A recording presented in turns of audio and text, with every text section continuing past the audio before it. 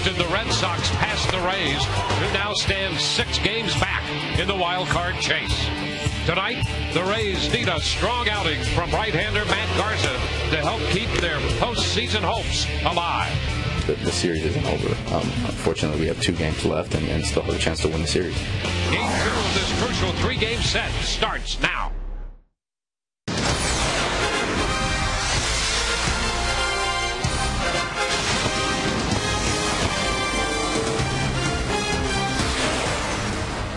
Welcome to St. Petersburg and Tropicana Field, the site of Game 2 of this 3-game series. The defending American League champion Tampa Bay Rays play host to the Boston Red Sox. After last night's game, Red Sox winners over the Rays 8-4. The Rays continue to run third in the wild card chase, now 6 games behind Boston. Texas running second. They are 3 1/2 games back. Hi again, everyone, and welcome to an evening of Rays baseball with Kevin Kennedy. I'm Dwayne Statz. Todd Callis with us as well. Great to have you looking in. Well, the Rays, big trouble, really. They're not only facing the Red Sox, but they're facing the calendar. All parts of their game must come together. We've seen that out of Carlos Pena, who continued last night to swing a hot bat. Yeah, he's done his part swinging the bat. There's no doubt about that. Leading the American League now with 39 home runs. Once the lead got to 4-1 last night, Carlos came right back and took a fastball out of the ballpark. You know, and he's 39 home runs. He's on his pace, obviously, for another 40 home run season. He hit John Lester last night. He's really matching up pretty well, trying to level out that swing, something we talked about during the broadcast last night. And he's getting better backspin, not the top spin. That's what Joe Madden has talked about with Carlos trying to get through the ball. He'll even take a few singles going up the middle, which we've seen recently as well. So he's the key, obviously, to the offense for him to stay hot the rest of this month, just like he did in August. And with those 31 games left, the Rays have their backs to the wall. It's not impossible, but they're going to have to start winning games, and they're going to pin their hopes tonight on Matt Garza, who has historically pitched very well against Boston. Yeah, he gets up for big games, too, and this is, I call it a must-win game. When you're 6 games back of the Red Sox for the wild card, Texas ahead of you, and 31 to play, this is a must-win game. The series is a must-win series. You got the right guy in the mound with the best overall stuff on the staff. He's got as good a stuff, really, as anybody in the American League, and it's not a bad thing that a career against the Sox. He's got a 7-1 record with a 2.66 earned run average, and the opponent's batting average against is only 196, Wayne. And for Josh Beckett, well, you know, he hasn't pitched well the last 4 outings. In fact, he's given up 12 home runs in his last 4 outings. But, you know, we know what kind of stuff this guy has when he's on. He pitches at about 95 to 97. He's got that devastating curveball. He's got a good changeup. He's got all 3 excellent pitches. So far against the Rays this year, hasn't fared all that well. The ERA 5.60, but he does have 14 wins. He is a workhorse. And the ERA matching up pretty well, pretty close with Matt Garza. Yeah, those numbers are seemingly very close, except for the wins and losses. So it should be a great pitching matchup tonight with Beckett and Garza squaring off. The Rays have won 8 out of 13 from the Red Sox this year, 5 of 7 here at Tropicana Field. They start this game needing to add to the win column against Boston.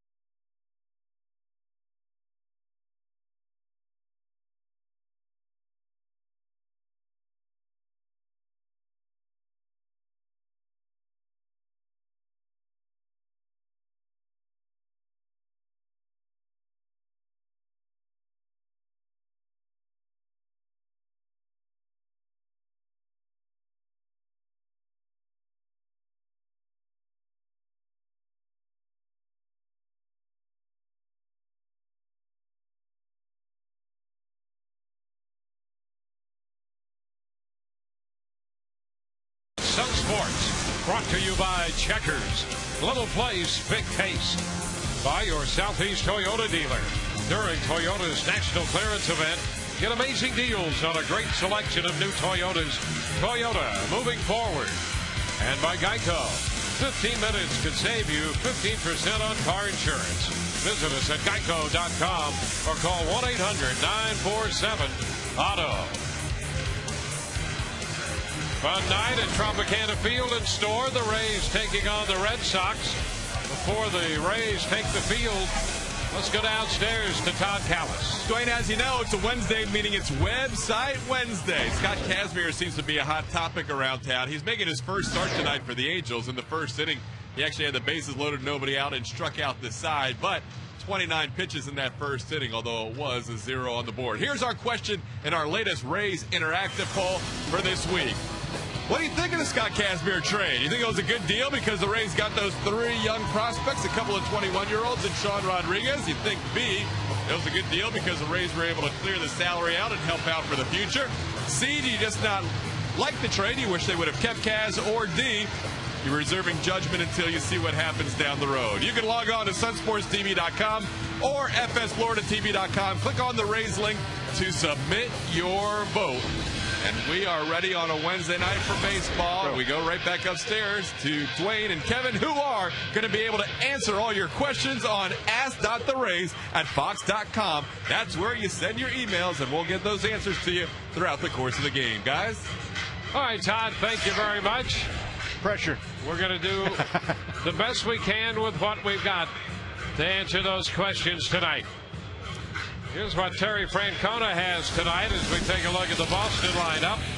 Jacoby Ellsbury again in the leadoff position with Dustin Pedroia hitting second. Victor Martinez at first base bats third, and Kevin Youkilis in the cleanup spot again tonight. He'll play third. David Ortiz the DH. Jason Bay in left. J.D. Drew in right. Jason Varitek behind the plate. Alex Gonzalez the shortstop bats ninth. Got the right guy in the mound in Matt Garza.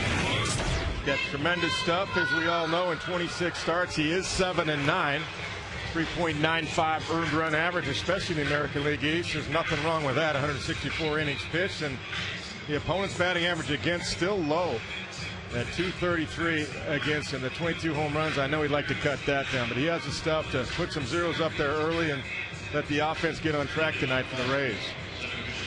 The defense behind Matt Garza in the outfield. Carl Crawford in left, B.J. Upton in center, Ben Zobrist in right.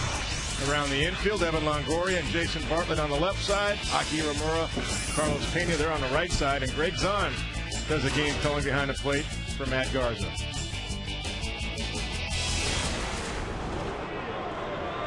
There's Jacoby Ellsbury stepping in, starting the night, hitting .301. He drove in 2 runs last night with a single and a triple. And Matt Garza is all set to go to work, making his 27th start of the year. Looking for his 8th win. First pitch of this game, and that's a called strike. So we're underway tonight in the middle game of this series. A perfect 72 degrees of comfort here at Tropicana Field. How do they do it? Control that temperature like that. Fantastic. And the 0-1, a check swing and a foul ball. Numbing at 2. Our telecast presented in high definition tonight. Proud to say. So look for your neighbors in the crowd shots. You'll be able to pick them out in high definition. 0-2 here to Ellsbury. It's down. Boston 6.5 behind New York, but 3.5 in front of Texas in the wild card. And of course the Rays 6 back of Boston in the wild card hunt.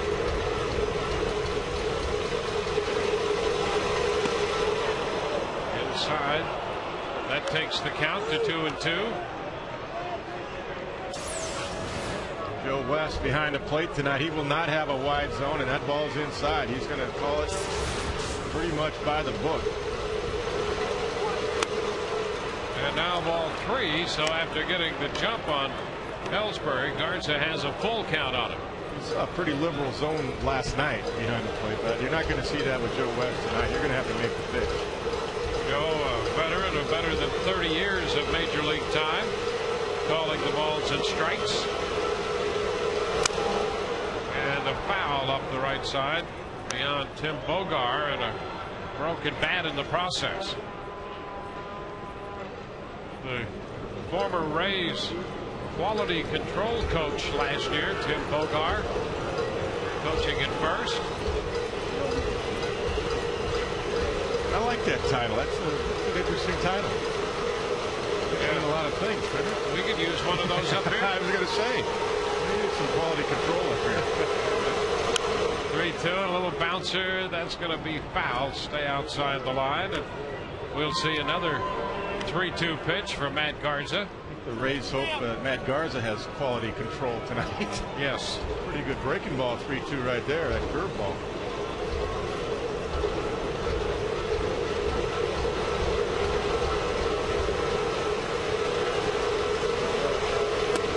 And there is strike 3 call. Joe West rings up Ellsbury. Nice pitch. Threw a 3-2 curveball, comes back with a fastball right on the outside corner. Nice frame job by Greg Zahn. Maybe just a touch outside, but once again, the umpire's eyesight's over the inside corner, and if you catch it cleanly and freeze it, give him a good look, you got a chance to get a little extra on the outside corner. Dustin Pedroia, the pitch is in there, a strike. And you know, Kevin, I still have to believe that there's some of this in all of these umpires. Of course, they're all under one umbrella now. But Joe West came up as a National League umpire.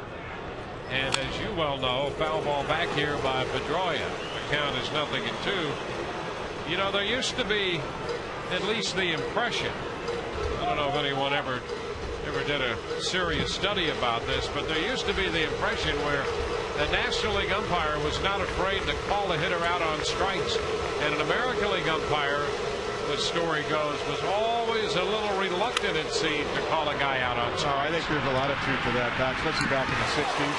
So Aki throws out Pedroia, and although Joe West is going to make you, for the most part, throw a strike, and he's very consistent with his strike zone, one of the reasons he's been so good, but he still has, you know, that National League aura about him, and he'll call a guy out on strikes. Yeah, those veteran guys that have been around 25, 30 years, they're not going to change. I mean, yeah, they're under one umbrella now. They umpire in both leagues, but it's all about where you came up. It's just like coming up as a player through an organization.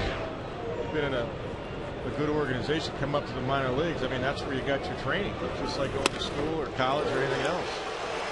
You're not going to change a man that's, you know, been around for 30 years. Strike one. Victor Martinez swinging through that pitch from Garza. 2 outs with the bases empty. Martinez continues to hit well against Rays pitching. He's done that his whole career. It's 1-1.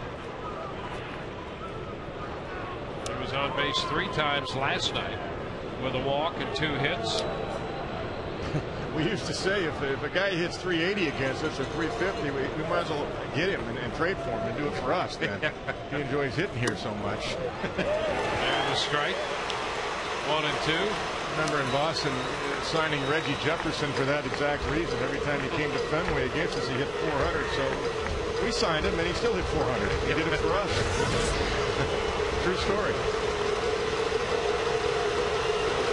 And right there, Victor Martinez, 400 against the Rays here at Tropicana Field. Speaking of 400.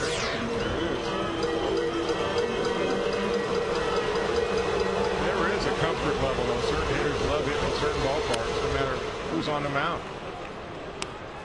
Pitch is low, a little bit down. 2-2.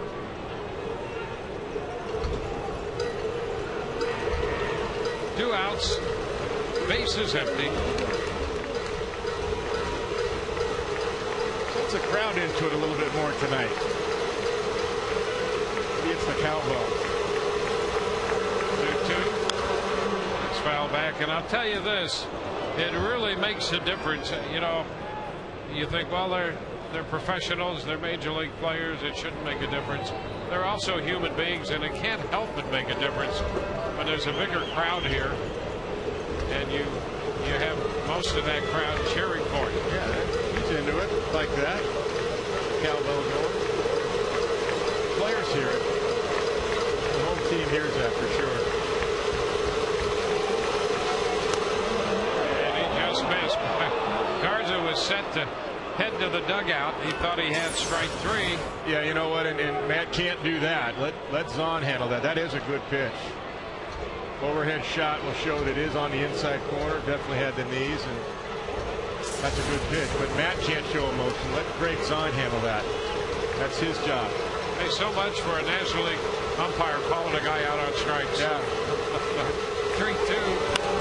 And a fly ball short left toward the line. That ball's going to be foul and out of the reach of Longoria. Well, you know, really, Joe usually doesn't miss that. I mean, his head is right over the inside corner. I don't know if he thought it was low, but it definitely had the plate. And that's on right there. See, Greg's handling it now. That's not Matt Garza's job to show emotion. It's Greg Zahn, a veteran catcher's job, to work with Joe West. Say, Joe, we got to have that pitch. Come on. Ball's right there. Well, all that does is prove that West is human. That's right.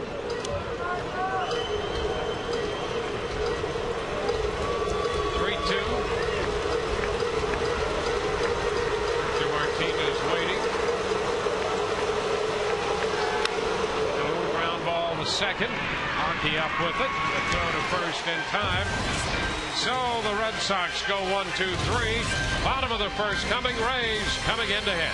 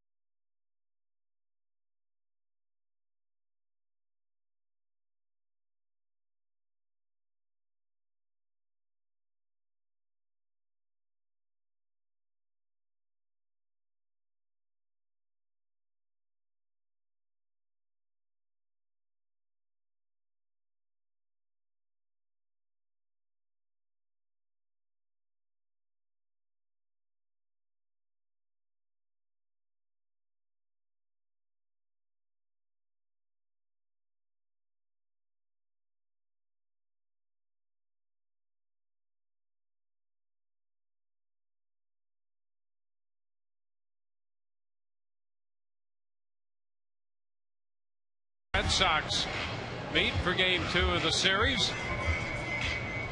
Rays lineup finds Jason Bartlett in the leadoff spot again, followed by Carl Crawford and Ben Zobrist.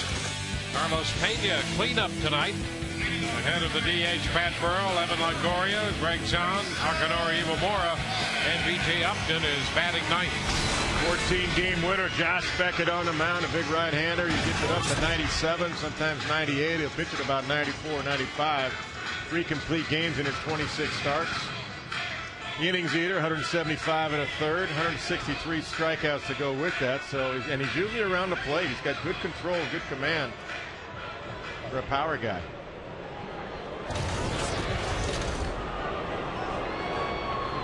Here's Bartlett to lead it off. The pitch inside. About 99 right out of the chute. Jason, a .292 lifetime hitter against Burkett. That's a strike. 1-1. Disregard that 46 you saw. That was about 96. Some kind of changeup. Yeah.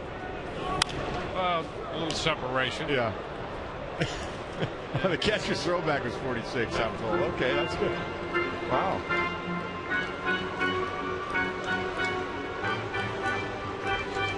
Veteran Jason Varitek doing the catching. You watch Jason. You're looking at two veteran catchers tonight that really set up well and freeze the ball well. Give the umpire a good look.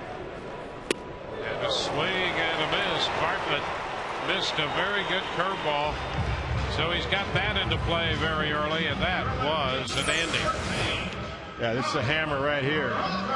You know, it's not the direct over-the-top curveball. I noticed some recent starts. It's kind of more of a almost a three-quarter swervy curveball. Still very effective. Here's Crawford popping it foul. That's out of play. Strike one.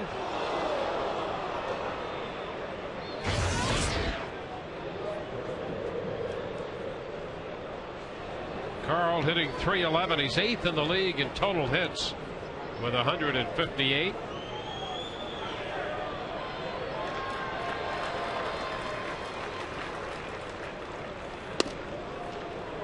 It's outside, 1-1. He's hitting .333. 10 out of 30 against Beckett. No home runs off him, but a healthy average.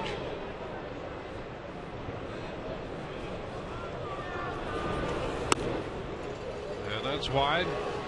2-1. And as you mentioned in the opening comments, a lot of home runs lately off Beckett.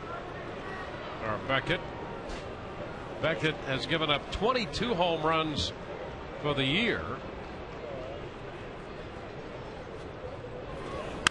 There's a high fly ball back into left field. That's got some carry, got a chance to go. Gone! Crawford hits one off Beckett. An opposite field home run.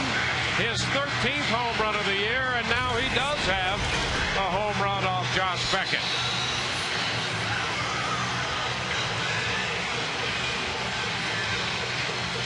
It's a fastball away.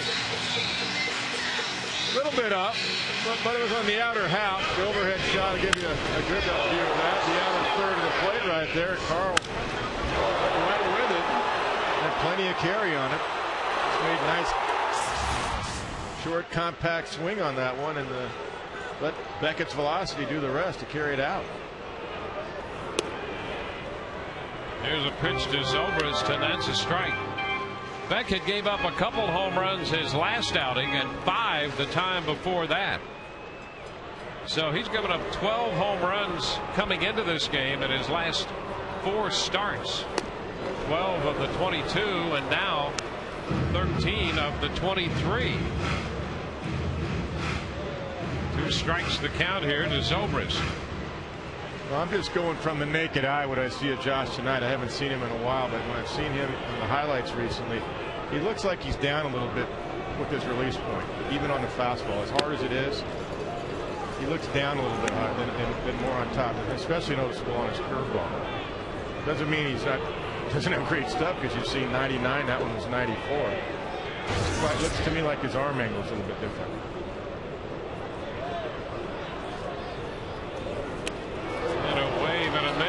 So Beckett picks up his 2nd strikeout. That was nasty right there. Curveball. Bottom fell out of that one. Defense for the Boston Red Sox tonight. Jason Bay, Jacoby Ellsbury, and J.D. Drew in the outfield. Kevin Youkilis, Alex Gonzalez, Dustin Pedroia, and Victor Martinez at first base tonight. That's the infield. And then Jason Varitek behind the plate for Josh Beckett. Ellsbury in center field. 2 great catches last night for Boston. Now it's Carlos Pena against the right-hander. Cut the miss. Strike one. Another breaking ball. Take another look at that curveball to Zobrist. Yeah, he got on top of that one, and he gets on top of this one. That's a backdoor curveball right there. The one he just saw to Pena was another one. He's got the good curves. 3 good curveballs he's thrown already. 2 of them for strikeouts.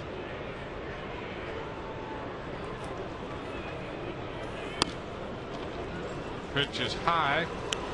1-1.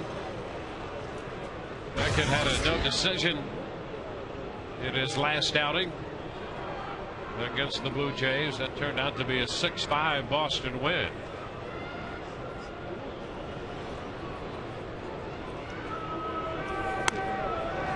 Upstairs, 2-1 on those two fastballs. Just to me, knowing Josh over the year, he just looks lower in the release point. Looks like he's almost pushing a little bit with the fastball. Oh, that might mean more pitches up.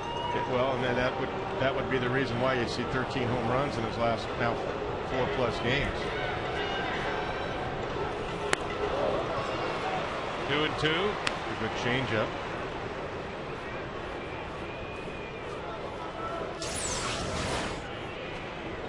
Look on the changeup right here. See where that's a pretty good release point right there from behind the plate.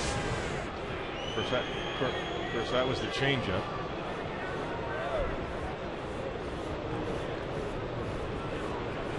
Run home on the Crawford home run. 2 outs.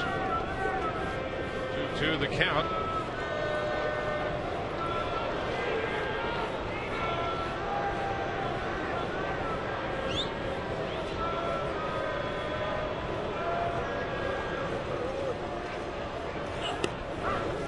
And that's a strike popping away. But Varitek retrieves it. Makes the throw down to first.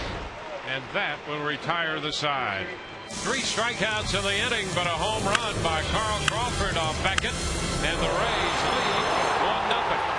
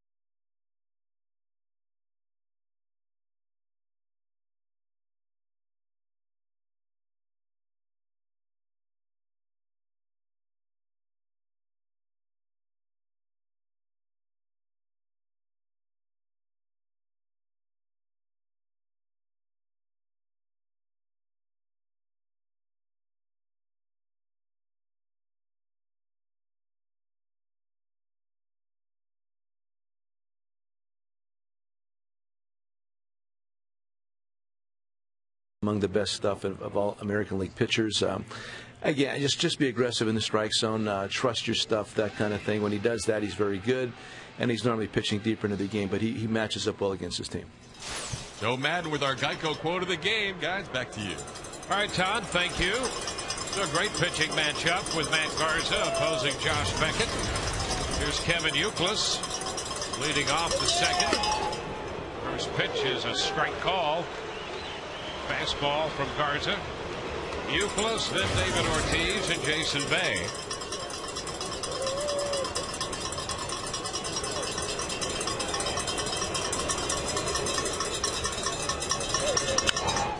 Fly ball well hit back into center. That's going to be over the head of Upton and bounce up against the wall. And Youkilis, who's been red hot, doubles his first time up tonight. He homered last night and has been very hot for this Boston Red Sox team. He got a hanging breaking ball. That's almost like he was sitting on that when you saw him take a fastball right down the middle. So that tells you he's looking for a breaking ball early, and he got it. And he jumped all over it. And he's up around 375 for the last week and a half. Picks up his 32nd double of the year.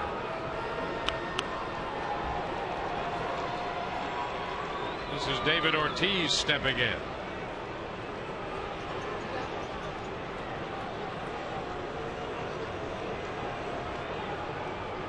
Ortiz, 229 average, but his power has returned.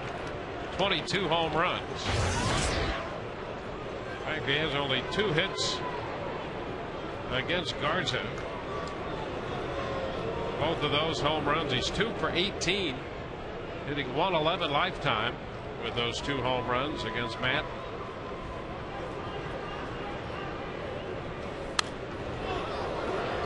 One ball, 1 strike. 1-0 game. We're in the top of the second.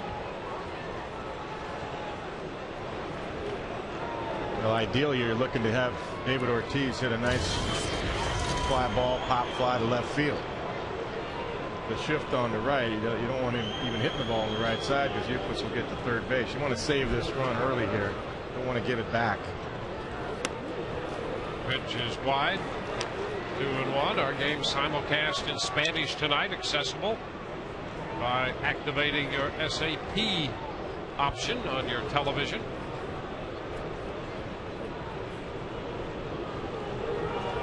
2-1 to count to Ortiz.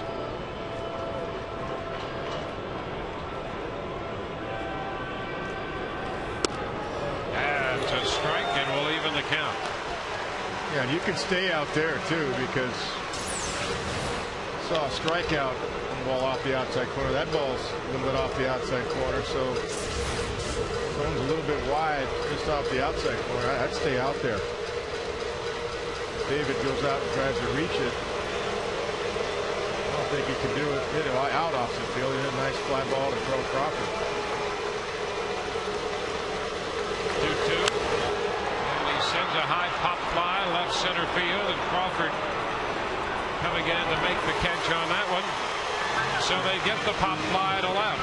No, that's the whole idea. That's by design. That's good game calling by Zahn. That's good execution by Garza. It's exactly what you want. You don't want to base it on the ground to left. You want a nice, lazy fly ball, and he got it.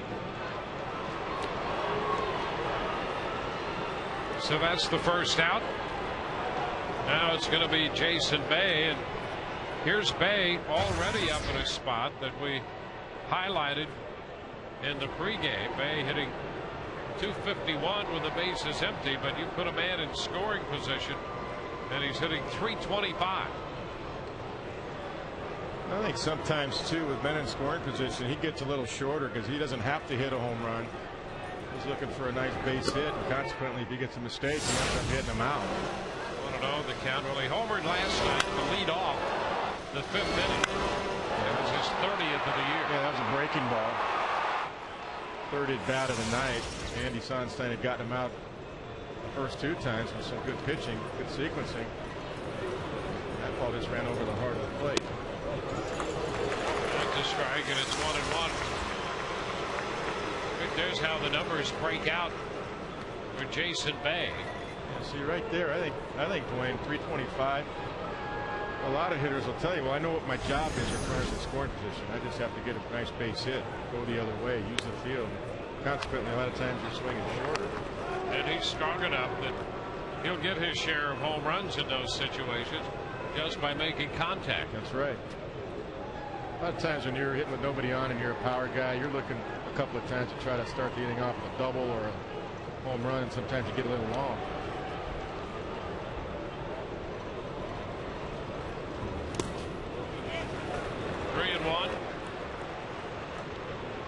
That's how you get over a breaking ball down. Just smothered it right there. Quick feet. If you watch Zahn tonight and you watch Varitek, they both block balls the same way. They get their feet out from underneath them. They don't just move forward, pushing the knees down in front. They get their feet out. quickest way to get the knees down is straight line, is to get your feet out from underneath it. Your knees will go straight down and bury the ball right there. And a fly ball hit into right center field. That's going to be in there for extra bases. Will bounce to the wall. Euclid will score, and Bay's going to head for 3. Boy, he's motoring. Makes it easily. A triple for Jason Bay to tie the game. And he comes through again with men in scoring position, taking a 3-1 pitch toward right center field. Well, this is exactly what we're talking about. Short swing, 3-1 count. He wasn't trying to go deep. He's trying to make contact, and he got a fastball away. Look where that pitch is. I mean, that's not a bad pitch, but that's a better piece of hitting by Bay, because he was just trying to get the base hit, and it's exactly what you said. I mean, consequently, the ball just jumps off his bat, short swing, and he gets a triple out of it. And the RBI. His 3rd triple of the year. He now has 94 runs batted in. Here's J.D. Drew. The Rays have the shift on for Drew as Zahn covers up on the first pitch. Bartlett on the first base side of second, with Iwamura positioned in the hole on the right side. And with 1 out, they're looking for a chance to make a play at the plate, maybe cut off the runner, but there's a pop to the left side, and Longoria handles that. So they get Drew on a pop-up. 2 outs.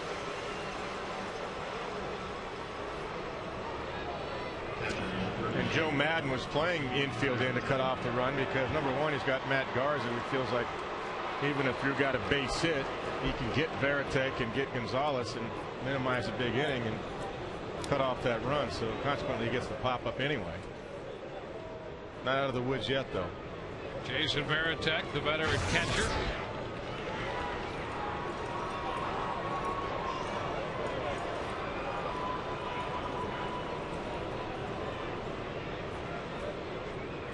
Varitek having 219.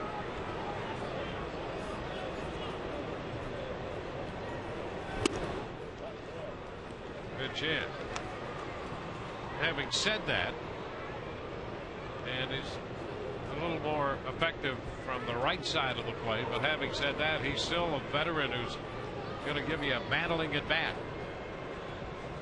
Yeah, and he's got, I think, more power from the left side. 2-0 the count. It still hits you out down the line right. You make a mistake in, down and in. Not so much up and in, but down and in. Of course, he's looking for a nice base hit right here.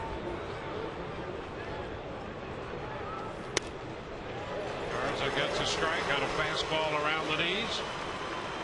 2-1.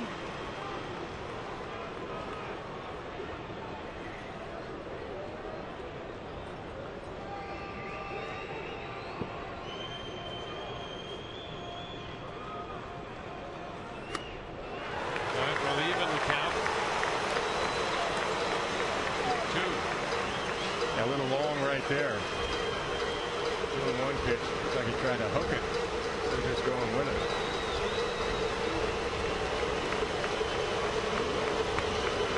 Yeah, that's that pesky pull swing. Yeah, it is. And we've seen him do that. Exactly right. Here's a 2-2. And a pitch that just missed to take the count full. Ball was, it was off the outside corner, about 6 inches. Good call. Bay in third, 2 outs, tie game. 3-2, and he chased one there. He's out on strikes to retire the side. Second strikeout for Garza. The Red Sox score. Ron, we're tied 1-1 through an inning and a half.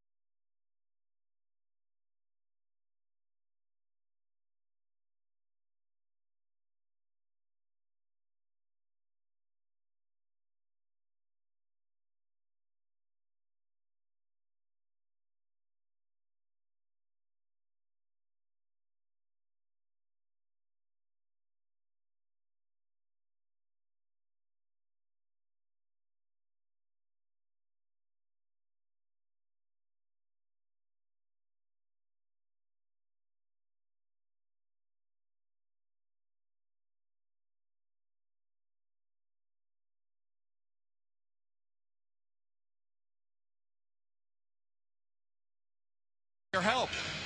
They're arguing about who the most valuable player is for the Rays this year, and their argument so far has been between Jason Bartlett, Carl Crawford, and Carlos Pena. You guys could throw a wrench into the mix if you talk about Ben Zobrist, but Moose and the boys down in Pasco County at the fire station want to know who you think the MVP is to settle their argument. I'll tell you, that's a great argument, and you're right. Pena's had a great year in run production and all that, but you look at Bartlett. For my money, you look at Bartlett, Crawford, and Zobrist, and try to pick among those three. That's not to diminish what Carlos has done, because you take any one of those guys away from the Rays this year, and it's a devastating loss. Crawford has been so good over the span of the entire season. He's been healthy. We've been waiting for him to put together a healthy season, and he's been that. He's had just a marvelous year, and here's Bartlett now. Started the ninth, third in the league in hitting, and Zobrist, and so I'm going to say, hey, Bartlett won it last year when a lot of people, particularly nationally, were surprised by that. But if you were here, you knew that he was the MVP. Pena certainly very big, but I get down to Zobrist and Crawford. I don't know what you think about that, Kevin. That's an extremely tough call. I can see why there's an argument. I'm the first to tell you I love speed, and I love the speed of Carl Crawford and what he creates.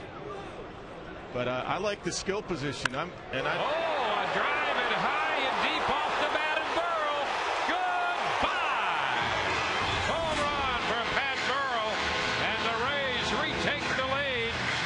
It's 2-1. Burrell hits one into the seats and left. The Rays have 2 hits. They have 2 runs. Both hits home runs. It's 2-1 Tampa Bay. Now this is that little breaking ball. See, it's kind of flat. I mean, he's throwing it from that down angle again. It didn't have that great top to bottom 12-6 break up on the hands of a clock, and Burrell was able to reach out and drop it over the left field fence. I mean, he didn't just drop it, he really smoked it. Well, it's a tough call because Zobrist has been so phenomenal doing everything, every position out there. I just think the glue up the middle, I think it's Bartlett again for me. I didn't see the club like you did last year, but for me it's Bartlett. I just think phenomenal shortstop, number one. Steals bases, just hits good pitching, hits for power. And now that he's leading off, I mean, he's been incredible for me. But I love all these guys. They've been. Crawford just grounded out at bats like that one last night in the 8th inning. I mean, and then Zobrist, my goodness. The ground ball, that's going to go through past the diving Euclids into left, and Longoria's aboard. The Rays have a man aboard with nobody out and the run already home. Well, we're not going to satisfy everybody, that's for sure, but it's hard for me to pick between Zobrist and Crawford. I'd almost just flip a coin. Because you could have co-MVPs in this club, I think, because they've done so much. You could make it like the World Series. I think it was, 81 with the Dodgers. They had 3 MVPs in the World Series. Wasn't it Say, Yeager, and Guerrero? You can do that. How about 3? Yeah. No, we can't be on the fence. You got to make your pick. I've never been a fence guy. Oh, a base hit into right field by Zahn. Longoria is on his way to third, and the Rays with 3 straight hits to open the bottom of the 2nd inning. Rays come out swinging the bats again here in the 2nd. Home run, back-to-back singles, and it's 1st and 3rd, nobody out. One more. There's Zahn right here. And this ball runs out over the heart of the plate. Beckett was trying to go away. Really runs more inner third of the plate. Zahn just turned on it. One more reason I'm a little partial. When I found out early in the year from Chris Costello that number 1, Chris was a bat boy in Rochester when I played. And number 2, that his father-in-law is Tony Chavez. Yes. Who I caught in AAA. Yep. Okay, I got you. I'm a little biased. Zaki taking a pitch high. 1 ball and no strikes. I'll tell you, that's very difficult for me, and you know what I think of Bartlett. I've loved the way he's played since the day he got here. Zobrist has been, you know, here's a guy who's top 10 in slugging percentage and on base percentage and plays everywhere. There's a shot into center field. Base hit by Aki. Longoria scores. Zahn digs for third, and the Rays have a 3-1 lead. 4 consecutive hits off Beckett.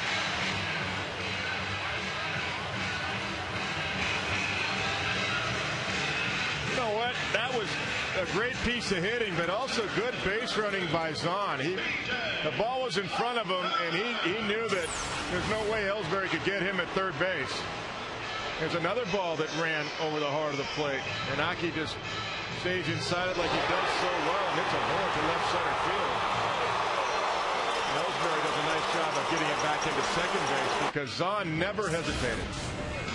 Never hesitated. It gave him no chance to think about third base. So Ellsbury gets it into second base. But that was a great piece of base running by Greg Zahn. Well, what that shows is you don't have to be extremely fast to be a good base runner. He's a 38-year-old catcher.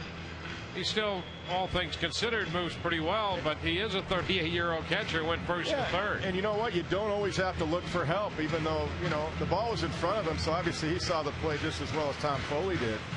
But because he didn't hesitate, he made the decision for Ellsbury easy, meaning he had to go to second base to keep the double play in order. 3-1 down. Here's B.J. Upton. Upton puts down the bunt, pops it up foul, and Martinez couldn't get to it. You know, the Rays will employ that occasionally. And B.J. popped up the bunt attempt.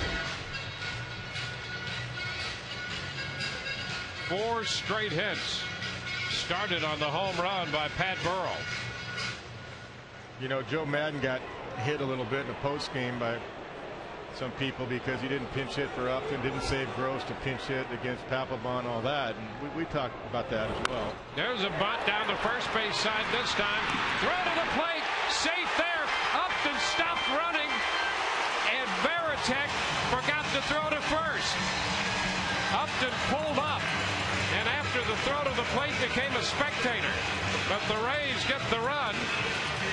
So that's a fielder's choice, a run batted in to make it a 4-1 game. Still nobody out. And a good jump by Zahn, reading the bunt. BJ avoids attack possibly at first base also. Take a look. Now he gets the second attempt down perfectly. That's where you want. He stops, reads the play, and then continues on to first base. You're right. Varitek just forgot once he didn't get the out at home plate. It's amazing that play continues to work because I think everybody knows, especially the American League East, that Joe Madden uses it. Top of the order. Here's Bartlett hitting a popper. Short right, and it's caught by Drew. That'll be the first out. So the Rays have scored 3 in the inning. With 1 out, they have men at first and second.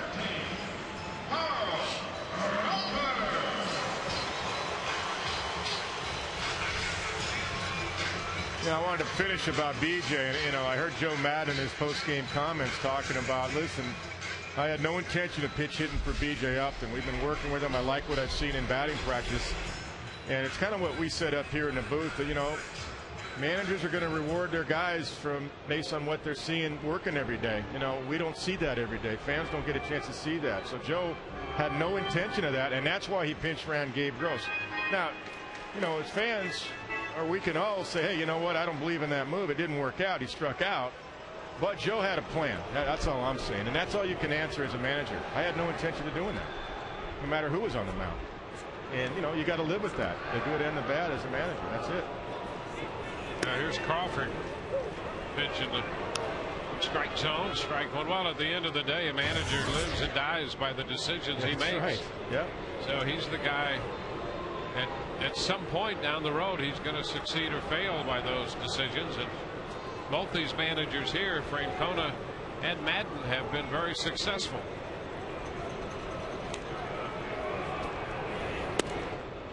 You know, we we had heard, and Joe said, I mean, he likes the way BJ's been swinging in batting practice. Now, that doesn't always equate. You're hitting 75-mile-an-hour, 80-mile-an-hour batting practice versus Papelbon throwing 97. But if the approach is right and the front foot is down and he's loading correctly and the swing path is good, and you're able to repeat that, you'll be able to catch up with 95. It didn't happen last night, but Joe had his reasons. That's all I'm saying. Crawford, who homered his first time up, takes one high. 2-1. I still say, to me, Beckett is down lower in his arm slot. Now, whether that's fatigue or whatever, or intentional, I can't tell you that. But I can just tell you, having seen him the last time here versus now and the last 4 starts, his arm slot is lower. And consequently, more balls are running over the heart of the plate. Especially the fastball. Now Crawford hit one out to left in the first. And here in this string of 4 consecutive hits, Burrell hit a breaking ball, but beyond that, Zahn hit a fastball that came back over the plate. So did Aki. Yeah, I mean, if Beckett's on top a little higher, that ball doesn't cut on him and run over the heart of the plate. It usually will go the other way. Carl hits one down the left field line. That ball's going to be close to fair, and it's a foul ball. That got interesting because of the low wall down there, but it sliced to the foul side of the pole.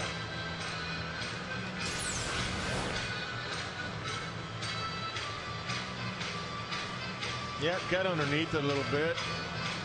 And didn't miss by about, what, 10 feet or so. Left of the foul pole. 2-2 the count to Carl.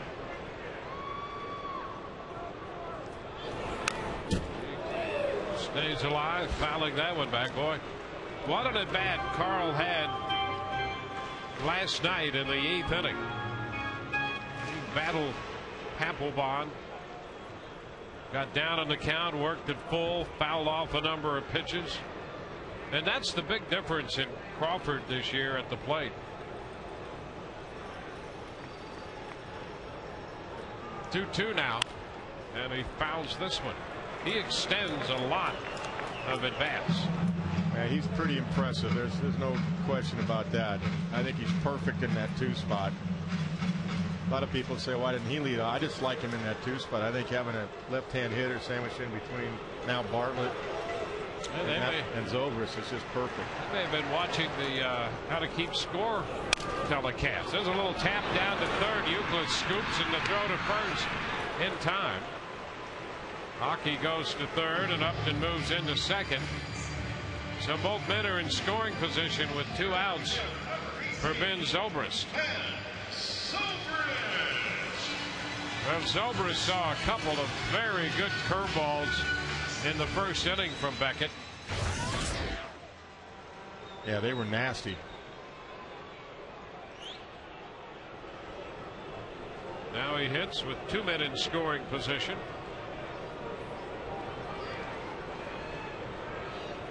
Boy, this becomes a big at bat here. The Rays with a 4-run lead and a couple more men in scoring position. You saw Beckett back off. Now Veritek was giving outside signs, meaning he was touching the chest protector and different parts of the mask. Part of it is sign, part of it is location, and when he set up inside, Beckett didn't like the location.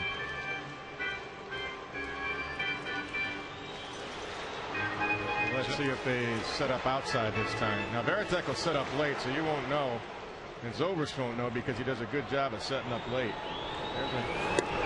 Went back inside. And he picks up a strike in there. An opening fastball. You think some of that is theatrical strategy? Oh yeah, I do. You would think a little bit. Watch Veritek. He'll watch Zobrist. Gave the sign, and now he's giving different parts of the body for location. Nice sets up away. And he lifts a fly ball into left. Will be caught by Bay to retire the side. Well, the Rays put 3 up on the board in the second. It started on the home run by Pat Burrell. They had 4 hits in the inning. Hockey also drove in a run, and it's 4-1 Rays.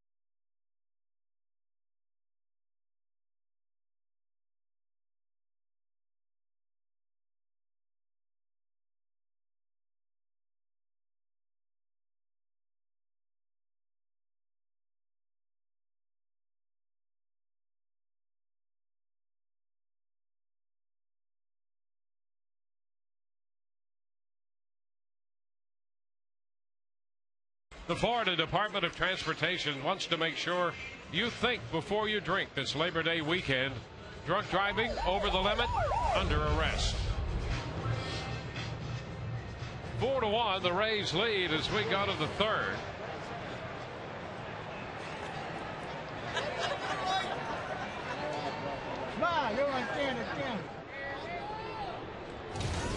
Alex Gonzalez leads off. Pitch is a strike to these. Gonzalez coming over from the National League. He's played in 16 games for the Red Sox, hitting .288 for Boston. A high pop-up.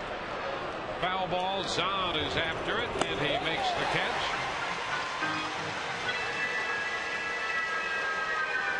One away.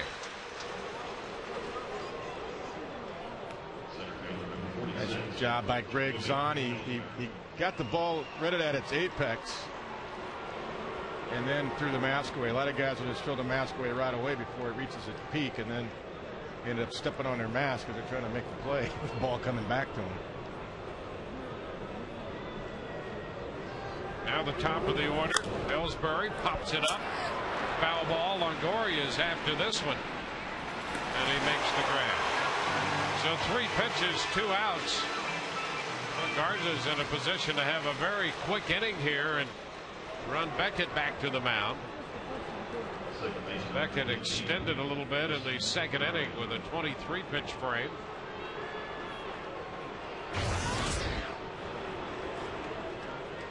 So here's Pedroia. Josh Beckett.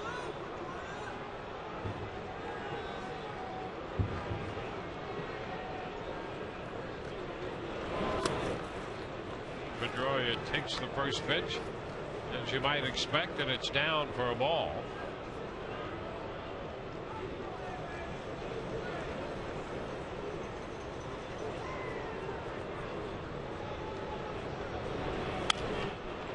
Foul out of play. 1-1 now.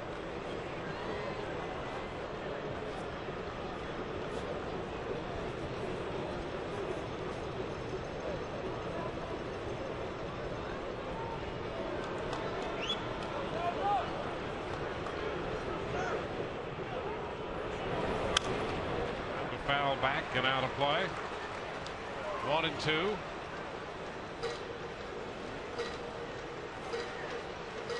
Four, 5-0 for the Rays. A run, 2 hits, no errors for Boston.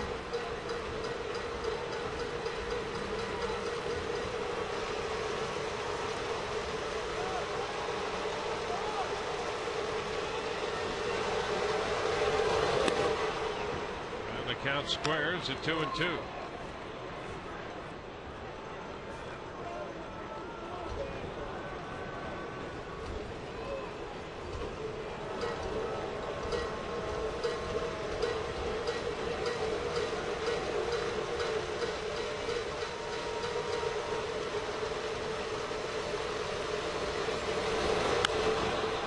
Popper into short left off a fastball in, and Crawford is there to make the catch. 1, 2, 3 go the Red Sox. Bottom of the third coming. 4-1 Rays.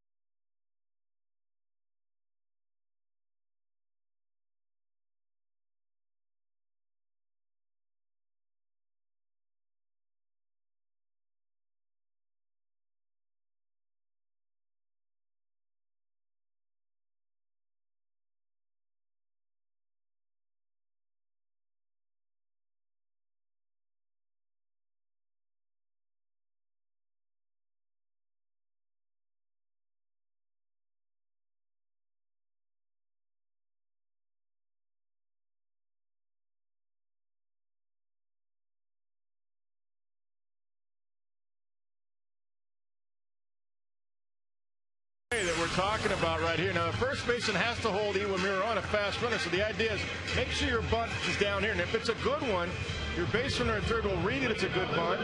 He'll get a good secondary lead, and he'll take off. So it's kind of a safety squeeze, you call it. But the key is make the first baseman field it because he can't crash. He can't charge and leave first base. If he does, then Iwamura could take off for second base. That's why it's such a good play if you get a good bunt down. And BJ got an excellent bunt down. Zahn got a good read. And, of course, first baseman right there, Victor Martinez, he couldn't leave too soon, and all that equals a run right there. And as BJ just pulled up there, forcing a late throw to the plate, and then Veritek forgot about BJ, and BJ wound up reaching as well. It's a great play. I know that Joe Torre has used that. I've seen him do that with the Dodgers. I saw him do it last year a few times.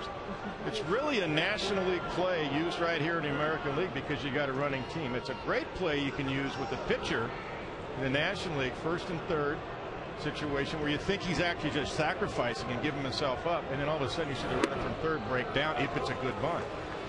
That's really where you see it more. And you know the great thing about that, if you execute it well, it's hard to defend, and that's why BJ the first time bunted foul. Well, you can come right back with it the next play.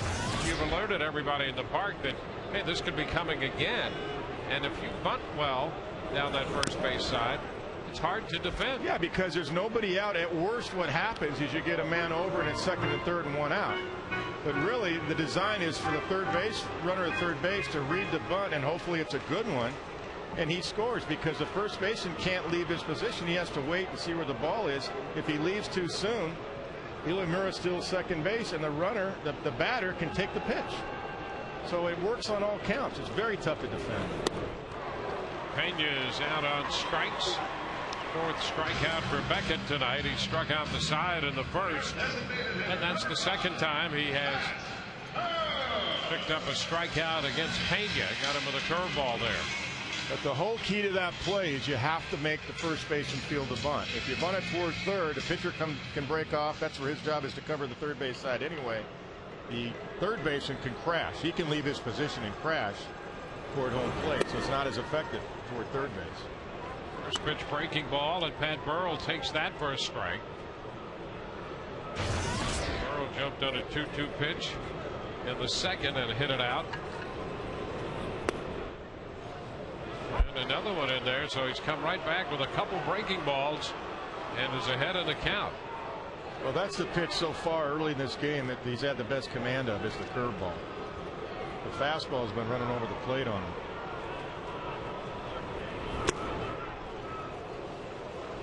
One ball, 2 strikes.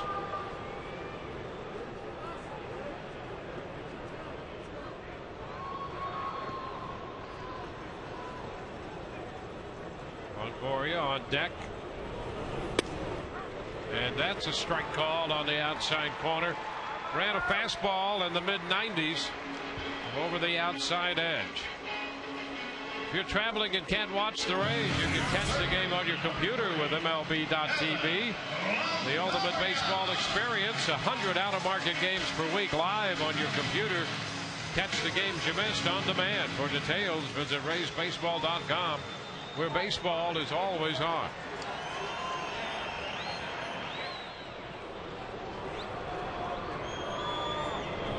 Evan Longoria fouls it. That's a strike.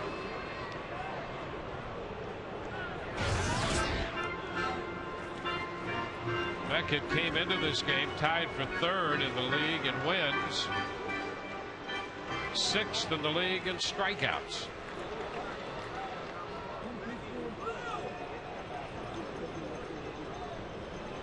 Longoria chops it to third, knocked down, dropped by Euclid. The pick up and throw, and it's a bad throw. Martinez will run it down as it deflects off the stands. And Longoria is aboard.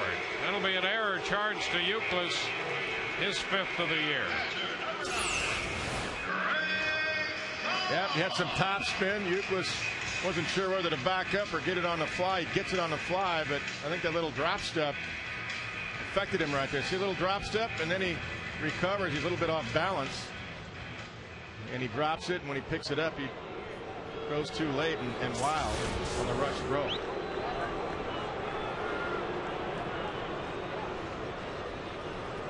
Son asking for time, granted by Joe West.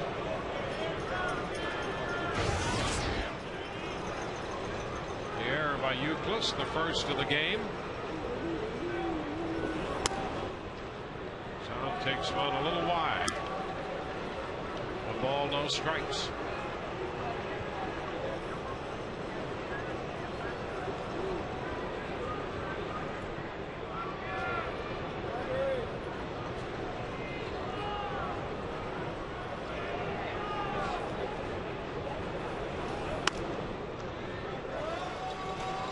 Two balls, no strikes.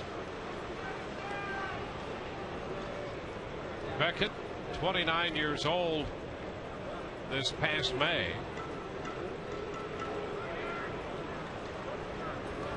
Out of Spring, Texas.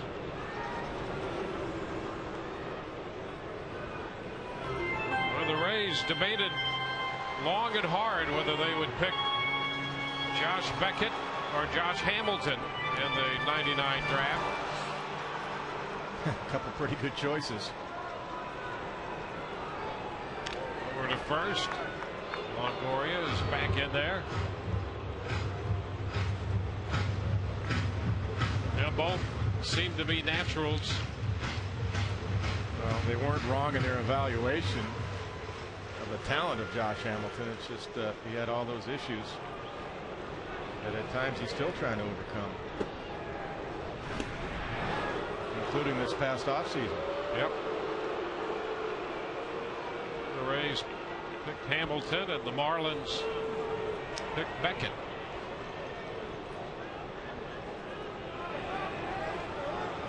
Just letting Evan know, hey, I know you're there. He's got 6 stolen bases in 6 attempts, so he's perfect, and he'll pick his spots. Evan's not a burner, but he can steal a base once in a while. You have a big leg kick. And now it's ball 3 to Greg Zahn, 3-0.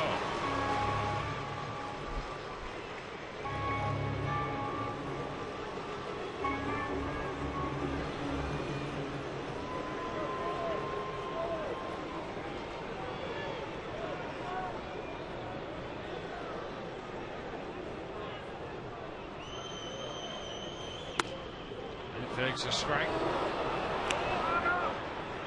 Fastball to get it over, and it's 3-1. Yeah, high part of the zone right there. Boy, that's the very top of the strike zone. You don't see called too often, but Beckett gets the benefit of the 3-0 pitch. 3-1, and it's popped up back of third. Euclid angling in the foul territory by the bullpen, and he falls down. Can't make the catch. So Euclid trying to track it down into the bullpen. Had a little trouble connecting. It's going to be a no play. I think he said he lost it, but actually he's got it right there. He's got it tracked. He never took his eyes off it. Of course, there's no hump out there where the catcher's home plate is there. You could understand him missing it if there was a mound down there that far down. Of course, that would have been a left fielder. So Zahn is still alive. 3-2 and a foul ball. This one back out of play. So with 2 outs and a full count, Longoria is off and running and is back. See, that's of course a flat surface out there. Yeah, that's the catcher's part. There's a little mound down there in the bullpen.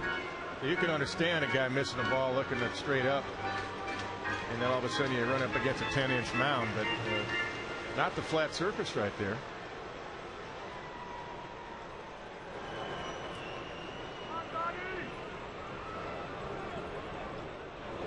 Again, and a high foul ball slicing out of play.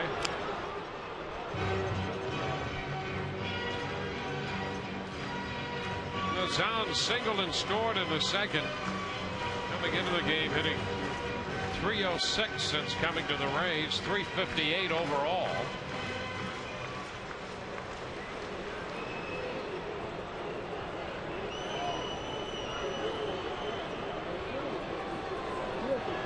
Beckett ready with the third 3-2 pitch.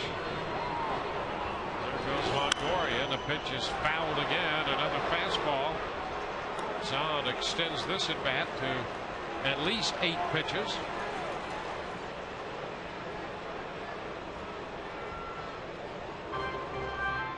Of course, with Evan Longoria running, he finds a gap. Evan can score. Beckett so far just challenging with fastballs with Aki Uemura on deck.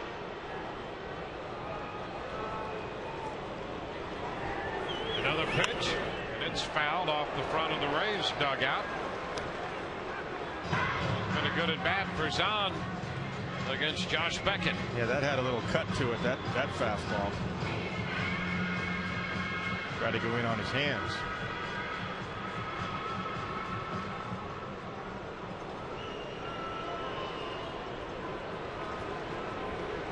Evan reaching on the error. He's off again. The 3-2 pitch made. And a base hit up the right side. That's going to go back beyond the bullpen. Longoria will hit third. On his way to the plate, he will score on a double by Zahn, and the Rays make it a 5-1 game. A 2-base hit for Zahn, his 14th of the year. He is 2 for 2 tonight. Well, he didn't find a gap, but he found the line, and that's a big at bat. Again, the fastball runs out over the heart of the plate and in to Zahn right there. Beckett was trying to go away, and I just think it's because he's underneath it and opening up a little soon. The ball's running on him because it was a 3-2 count. Just as we talked about, Longoria was able to score in movement with 2 outs and a 3-2 count. That's your Chuckers double of the game right there by Greg Zahn. So the Checkers double of the game, a 10-pitch at bat for Zahn, and he doubles in Evan Longoria. Takanori Uemura. He swings and misses the fastball, strike 1. So a run in the first on the Crawford home run. 3 runs in the second, a homer by Burrell, and then runs batted in by Uemura and Upton. Now a double by Zahn to chase home a run in the 3rd inning.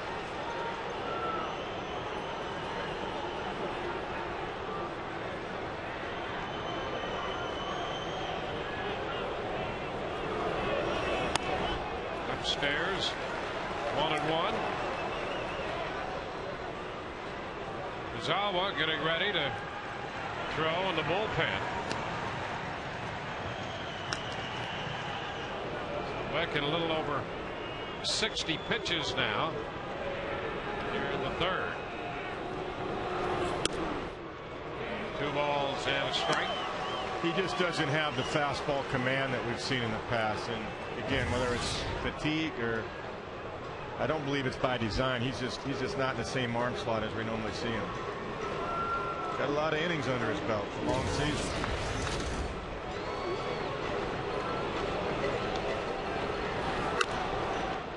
Strike. It's now 2-2.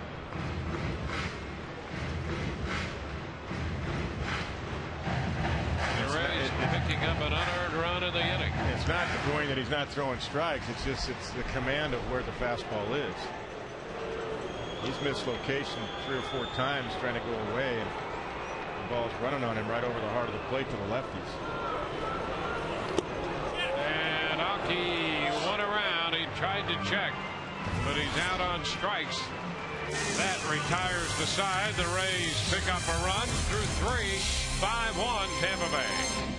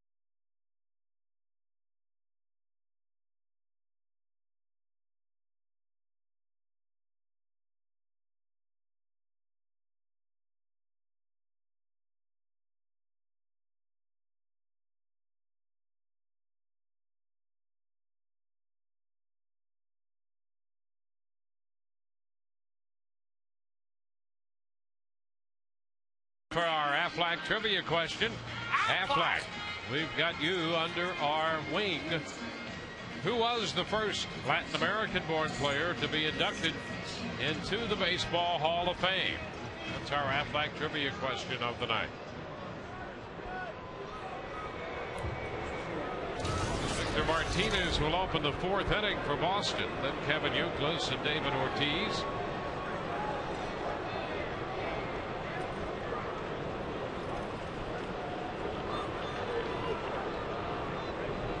Matt Garza's pitch is a strike. Martinez came into this game leading all active players in the big leagues with a career average against the Rays of .378 to start the series.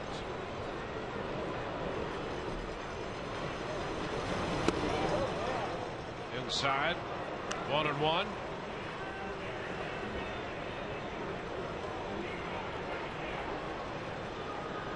Boston run came in the second on a double by Youkilis and a triple by Bay.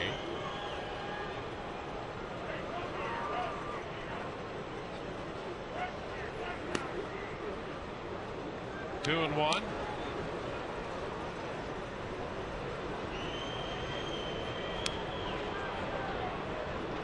Matt Garza in his 27th start of the year. Pitch high, and he falls behind Victor Martinez. It's 3-1 right now. This is his 11th career start against the Red Sox.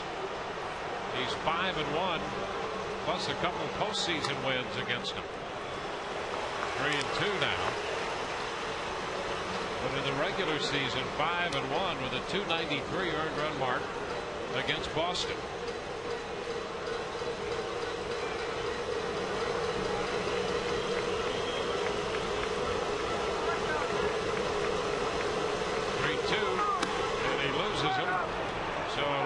Walk to Victor Martinez, and with that, once again, let's check in with Todd. Dwayne, more questions in our Ask the Announcer segment on Website Wednesday. A lot of fans want to know how come so many players and quality players can get through waivers. And also, Kevin, they were wondering, as a manager, did you see the list of players that other teams had waived during the course of each day? You can keep emailing your questions to ask.therays@fox.com, guys. That's a good technical question right there.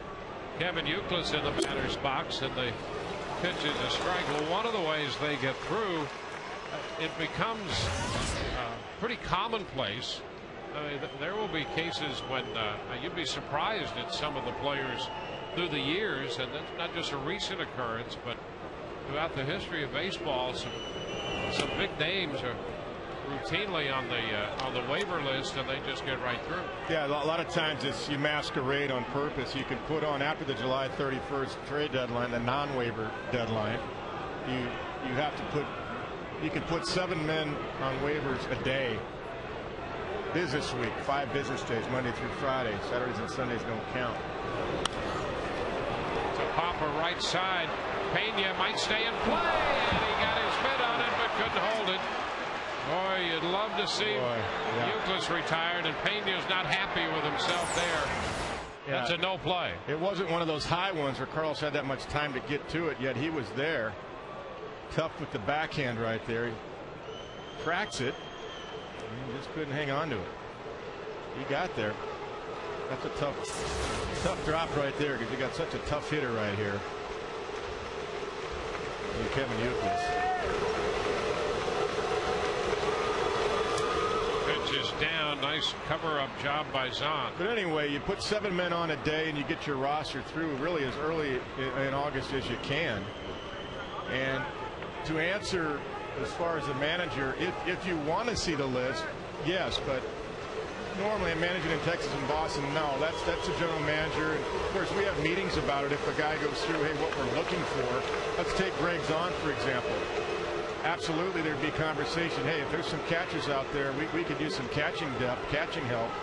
If a guy like Greg Zahn, the general manager, would ask me, I would say absolutely.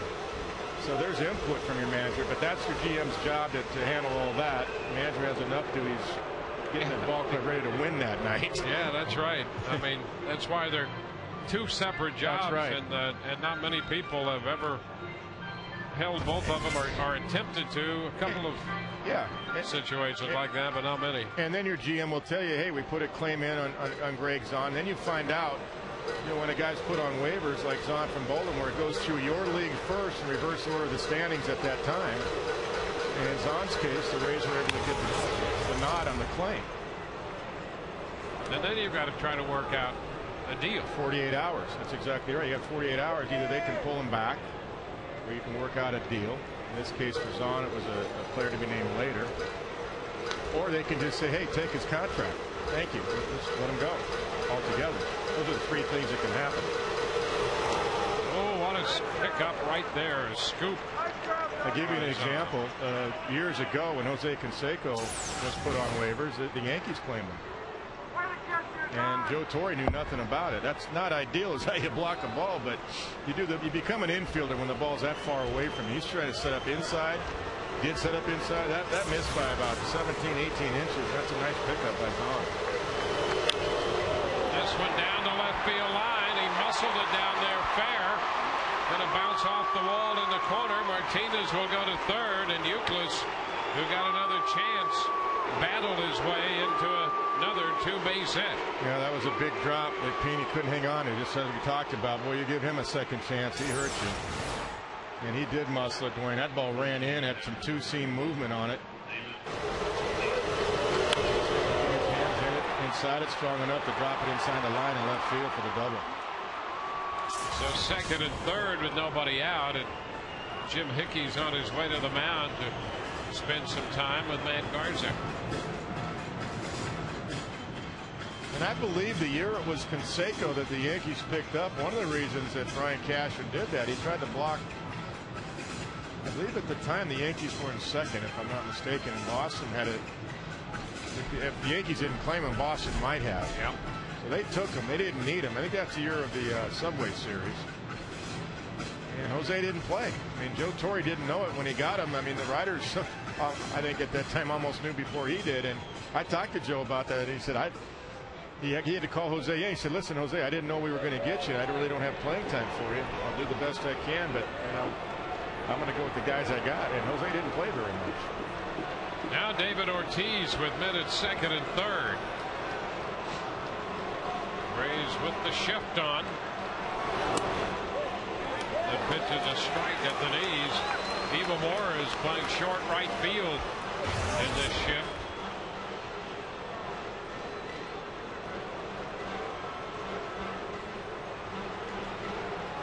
An 0-1 count. There he go. He started to go out after that pitch and held up. It's Paul Nart down there on the call. 1-1. Take a look from the side. Did he hold up? Yes, he did.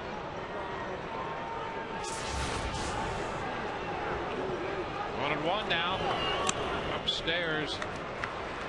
2 balls and a strike. So a big spot right here is the Red Sox trying to cut into the Rays' 4-run lead. Yeah, because it's not often you're going to get 5 runs off of Josh Beckett in 3 innings. You don't want to give a couple of these back right here. Ground ball right side. They'll take the out. Pena steps on the bag with Martinez crossing the plate, making it 5-2. Over to third goes Euclid. It's a run batted in, the 79th for Ortiz. Well, that's a productive out. I mean, Ortiz would have liked to have a base hit or a home run, but Terry Francona, I guarantee, will take that because you got him in and you got the man over to third base with their big-time run producer up, Jason Bay. Well, we've mentioned before what he does with men in scoring position, Bay, and he came through for Boston with a triple in the second inning, scoring Euclid. Now Euclid is at third with 1 out in the 4th.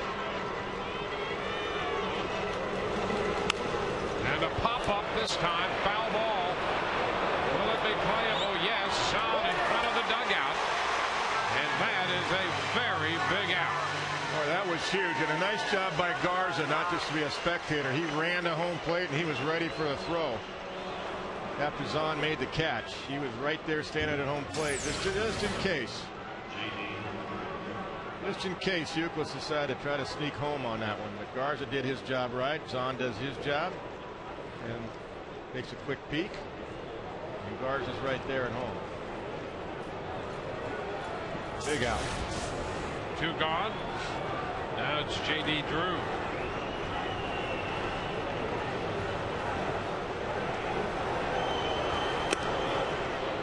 There's the strike. Drew was on 3 times last night, including a 2-run home run in the 4th inning of last night's game for Boston. Having 265 for the year. And hits one foul, lifting it out of play.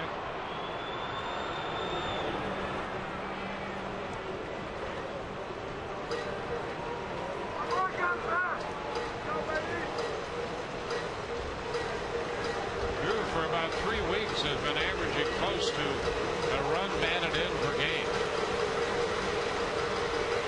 25 for the year.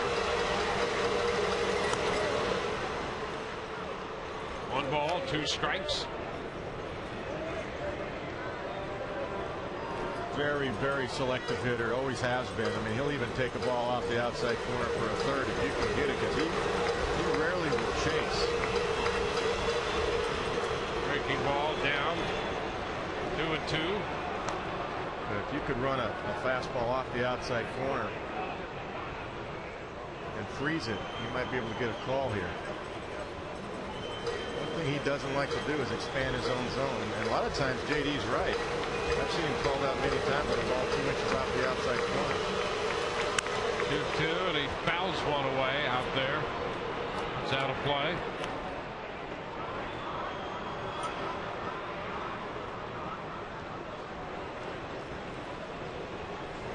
Matt Garza working in the 4th. Coming up a couple runs, 3 hits.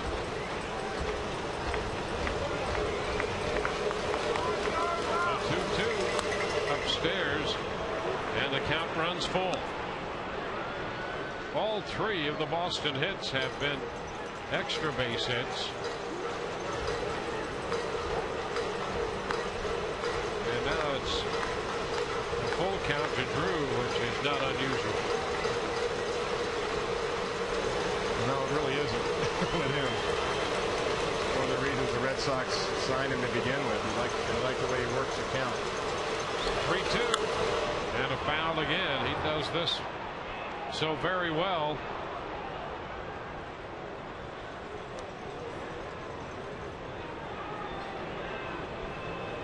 With 19 home runs last year, and 19 this year.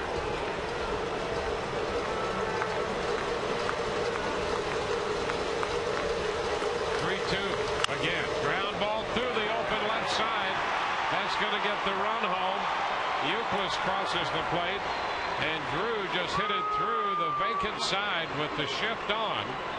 There was nobody defending on the left side, and Drew, against the shift, beats the shift by bouncing one the other way, and now it's 5-3. Yeah, that's just smart hitting by J.D. Drew, because obviously you don't want to come in and make a mistake in for a 2-run homer, so he just takes advantage of that. He just played pepper. That's just a good at bat to beat the shift. I'm not so sure I would stay with the shift there with 2 strikes, but they did, and J.D.'s smart. He's too smart for that. Now it's Jason Varitek.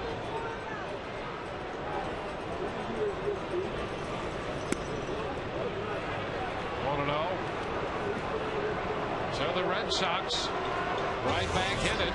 They cut the deficit from 4 to 2.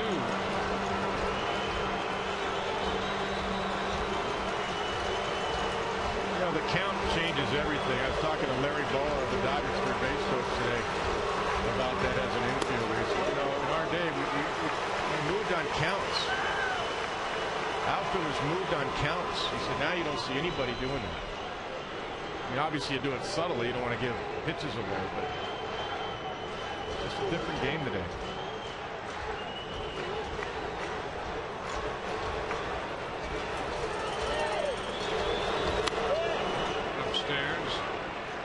2 balls and a strike.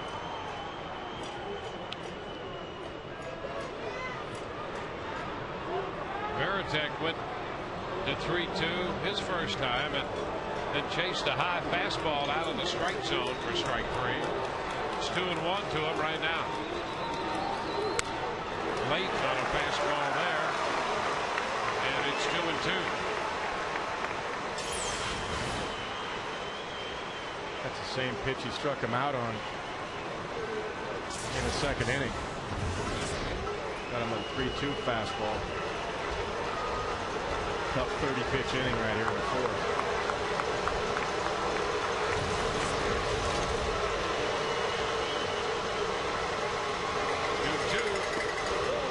Down, he's full up again on Veritek.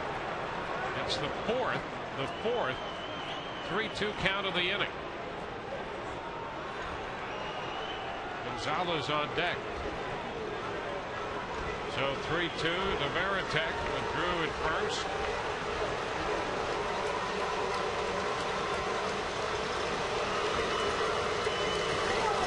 There goes, and there's ball 4. So Garza walks Veritek, putting men at first and second. What this does, not only does it extend the inning, but looking ahead, you'd really prefer to start the 5th with the Gonzalez leading off, even if you get him here, as opposed to Ellsbury. Yeah, I'm big on lineup turnover, the meaningless walks in certain innings, and you get that. And the other thing it does, it gets those good hitters up there in the 9th inning for their 5th at bat. That's what these walks like this do. And I understand he didn't want to make a mistake and have Veritek tie the game, but Gonzalez lines one into left, right to Crawford, and that retires the side. Red Sox score 2. Rays coming in to hit, leading 5-3.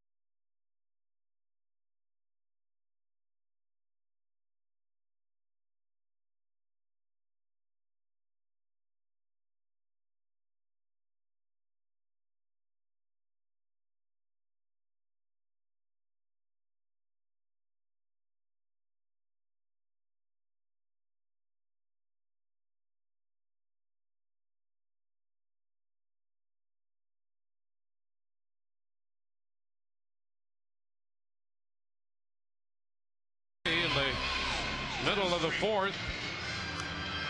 Let's get the answer to our Aflac trivia questions. You may have just gotten a very big hint there. Aflac, we've got you under our wing. Roberto Clemente, the first Latin-born player inducted into the Hall of Fame posthumously. That came in 1973 after the tragic loss of Roberto Clemente. That came in December, New Year's Eve of '72. Clemente, such a great outfielder with such grace, an 18-year major league career, and among other things, 12 Gold Gloves and a World Series MVP in 1971. The best arm in the outfield I've ever seen growing up as a kid. I was able to see him. There's Upton taking a 1-0 pitch and lifting it down the right side. Drew after it into foul territory over there and makes the catch.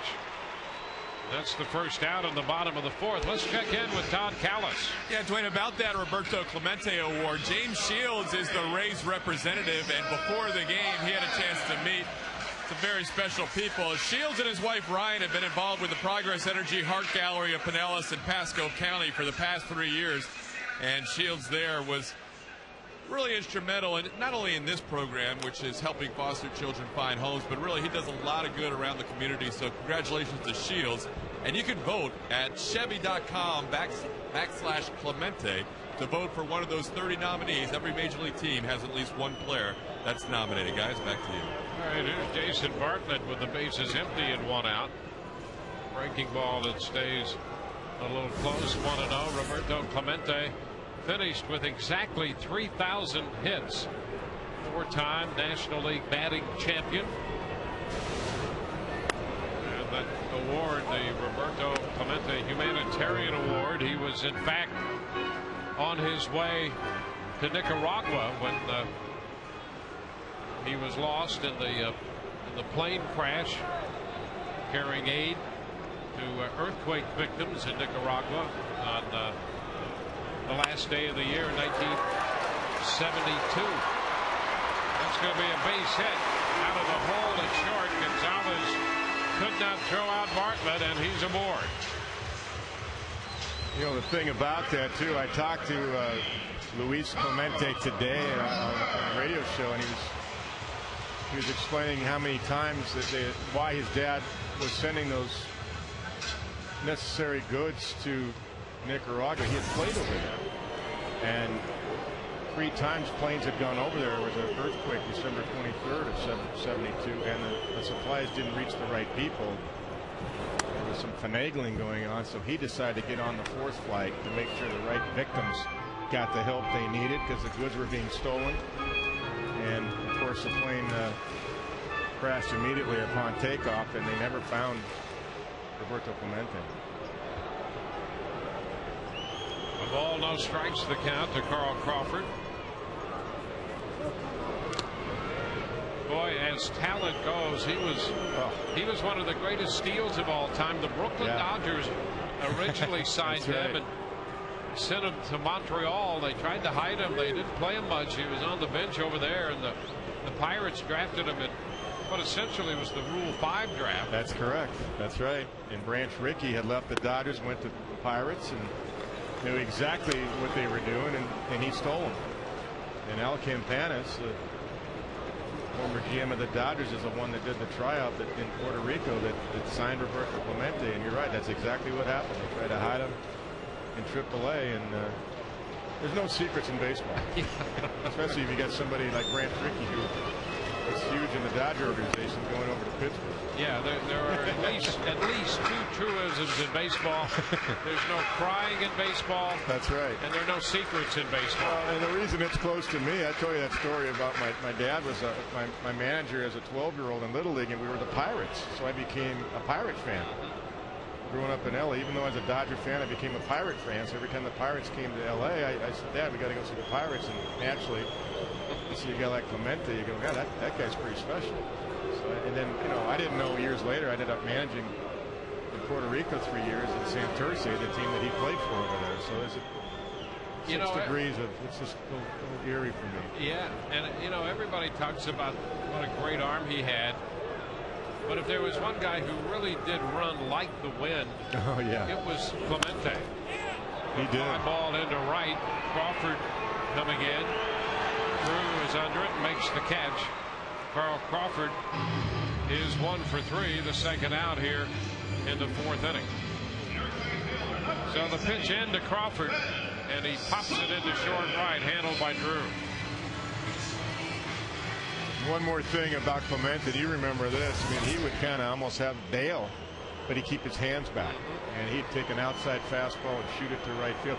People ask me, is there anybody close today? I say, I guess the guy that could remind you a little bit as a hitter is Vladdy Guerrero in a way. Vladdy could take a ball 2 inches off the ground and shoot it out of the ballpark to right. Zobra's bouncing one down the first base side. He's going to be tagged by Victor Martinez, and that retires the side. So a hit, but a man left on base. We're through 4. There's the great one. Roberto Clemente.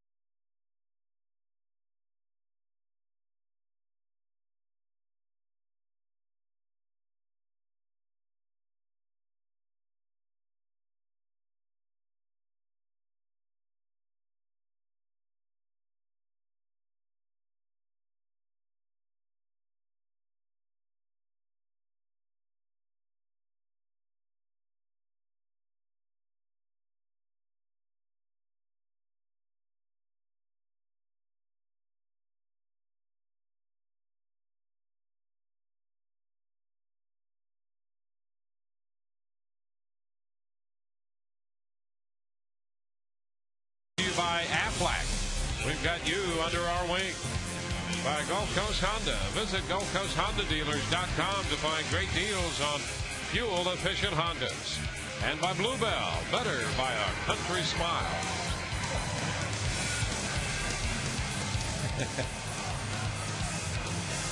Camera savvy right there. Yes, he is. And a great smile to begin. That's a country smile right there. Top of the order, Jacoby Ellsbury, and he shortens on the bat, taking the pitch. 1 ball, no strikes.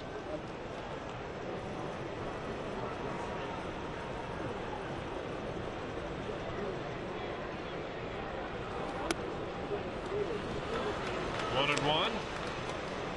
Ellsbury, then Pedroia, Martinez. Well, Garza with a very high pitch count in the 4th inning. Thank goodness for the 3rd when he made only 8 pitches. And this one just nicks Ellsbury. So Ellsbury hit by a pitch to start the 5th inning, and that's not good. You know, the walk to Victor Martinez to lead off the 4th was a key mistake with a 4-run lead. Yeah, I mean, he got behind Victor 3-1, 3-2, and you know, hey, if he hits one out, he hits one out. But boy, leadoff walks, hit batters. That's with the Red Sox lineup. You're asking for trouble.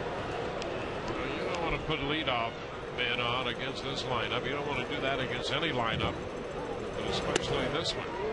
Well, there's not as much margin for error when you're facing the Red Sox or the Yankees to put men on base or make the errors that we saw last night. You can't give them extra outs or extra base runners. 1 strike to count to Pedroia.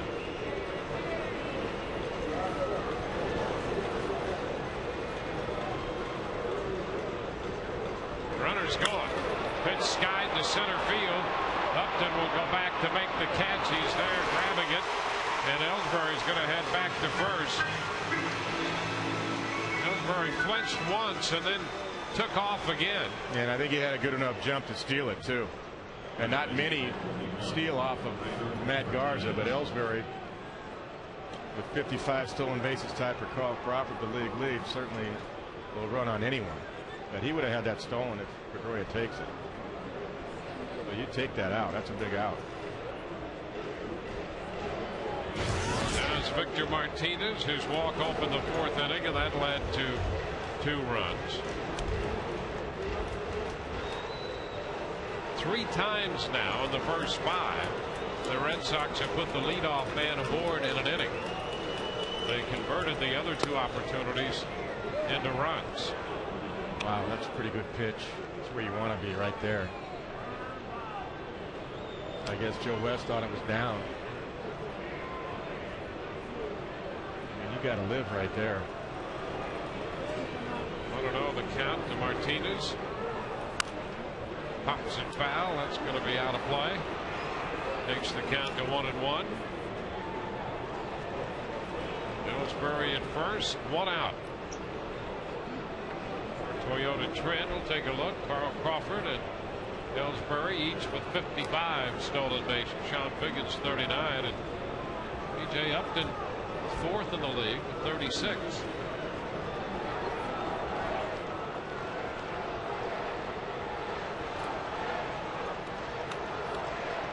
Runner goes.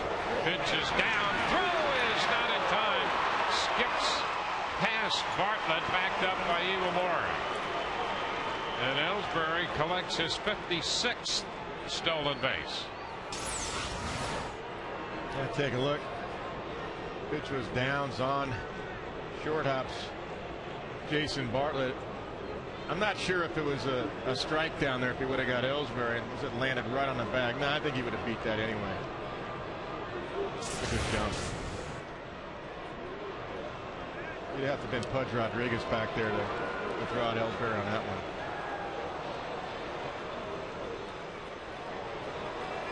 Now 2-1 to count to Martinez. And he pops it up. That'll carry into short right center, where Upton is setting up to make the catch. Still at second, Ellsbury. 2 outs.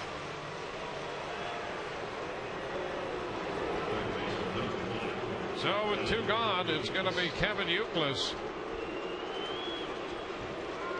Youkilis truly with a daily double today. He is 2 for 2, both hits doubles. Yeah, this is a guy too. You got to really be careful with him. I mean, this guy's just too tough. Got a couple of doubles, couple of runs scored. David Ortiz is still dangerous, but let's face it, he's hitting 220, 227, 228. I'm not saying you don't pitch to Youkilis. You just make sure if you miss off the plate where you can't reach it. Can't miss over the heart of the plate. Yeah, he's hitting anything and everything now. Yeah, that's paint right there. That's a good pitch. That's what you got to do. I mean, you got a base to play with here, base open. That's what we're talking about. I mean, every pitch has to be like that. Just paint. And if you do miss, you got to make sure you miss off the heart of the plate. If you're going in, it's got to be way in. It's not where you want it. 1 ball, 1 strike. I'm not one of those guys that's a big believer in going out there either to the mound and saying, hey, pitch around this guy, because that's a negative to a pitcher. I think you're right. Now he's afraid. Many times you'll see him make a mistake when you give him statements like that. They know they have to pitch around him. But when you go out there and say it, even as a catcher, I didn't like that. Don't go out there and say, hey, pitch around this guy, because now you're giving a pitcher a negative. Oh, I can't get this guy out. I mean, it's a 5th inning. Okay, if he homers, it's a tie game. He knows he's got to make perfect pitches. And Zahn knows that. Yeah, if you want to do anything, you want to go out there with some useful information on how you might get out of this inning. Well, I learned that young. Go out there and say, hey, listen, we can get this guy. Make your pitches. I'm going to set up for you. You just make your pitches. Be right there with me. 2-1. In. It's all right. 3 balls and a strike. It's just like as a manager, I learned as a young rookie ball manager, don't go out to the mound and say, hey, we can't walk this guy. I mean, that's a negative. That's an automatic walk. That's a walk. And I used to say, too, you know what, if we're going to pitch around him, just put him on. A lot of times. 3-1. Unless I had a pitcher with stuff like this that I knew he could do it. And here's Zahn. Here's what Zahn's going to talk to him about right here. Now he's going to say, hey, we can get this guy out, but this is the way we want to do it. That's what this conversation's about right here. Hey, we got 2 strikes, so we can get him out, but you know what? We're going to make a perfect pitch. I'm going to set up good for you. You just hit my glove. He's not going out there saying, hey, be careful on this pitch. Because now you're saying, oh, my God, I'm going to hang a curveball. Yeah, that's right. Okay. Be careful. You're right. Yeah, he's out there. This is how we're going to get him out now. 3-2. That's exactly what that was about. And having first base open gives him some latitude. So let's see. 3-2. And he misses low and away. Okay. So he walks Euclid. First and second now. Hit batter, a steal, and a 2-out walk.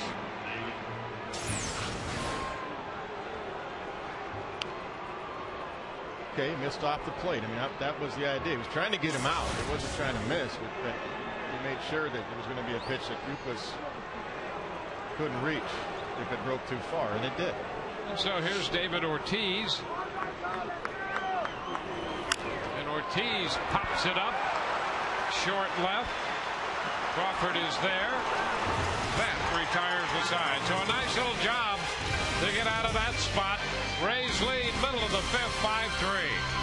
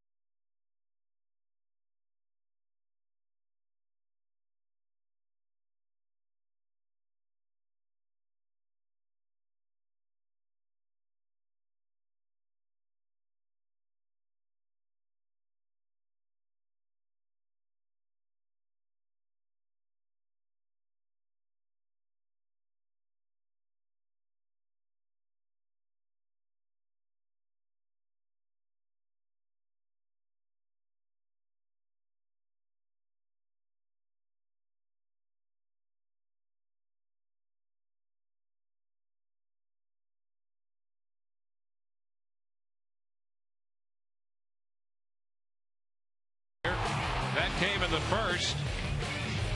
In the second inning, the Red Sox tied it on a triple by Jason Bay, scoring Kevin Euclid. Bottom of the inning, the Rays got a home run, a go-ahead home run from Pat Burrell. Before the inning was over, Akinori Iwamura's single homer run, and then B.J. Upton put down the bunt with men at first and third. That got a run home. Rays scored an unearned run in the third inning. A double by Zahn chased home Longoria. 2 runs scored in the fourth for Boston. And as we go to the bottom of the fifth, the Rays lead this game now 5-3. Carlos Pena stepping in to lead off. Pena, Burrell, and then Longoria. The Rays got to get those 2 runs back now. That was a great sequence. They worked on Euclid to get to Ortiz, and they got the pop one. That was huge. Now they got to come back and put some more points on. 1-0 here on Pena. Carlos twice has struck out tonight. That was pitching right there. I mean, that's pitching in the big leagues. What Matt Garza did, and Greg Zahn going out there to help him, especially on that 3-2 pitch to Euclid. Cut and a miss. 1-1 the count. Good leadership back there on that one, on that sequence. Well, that's what you love to see and have available out of a veteran catcher.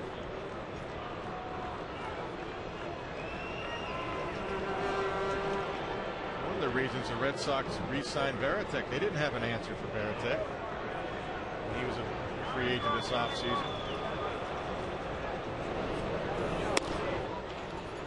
2-1. That was an interesting scenario too, because they waited a long time. Boy, did they. And I kept thinking, they've got to sign this guy. He's in many ways, the heart and soul of the Red Sox. Well, he's the captain. They had no answer for him. It's different if you've got a young guy you think is ready, like a Matt Wieters of Baltimore, ready to step in, and it's his time. But they didn't have that in Boston.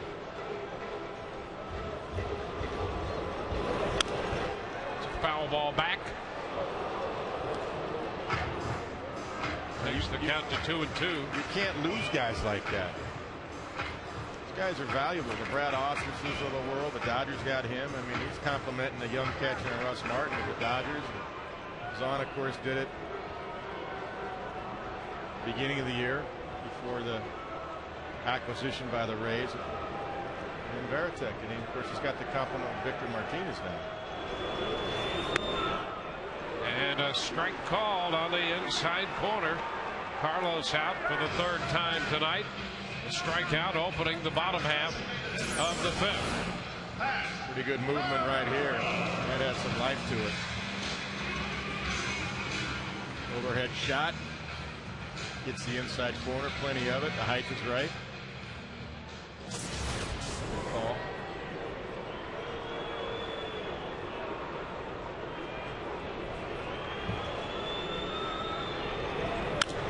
Pat Burrow bouncing one foul outside of third. Strike one.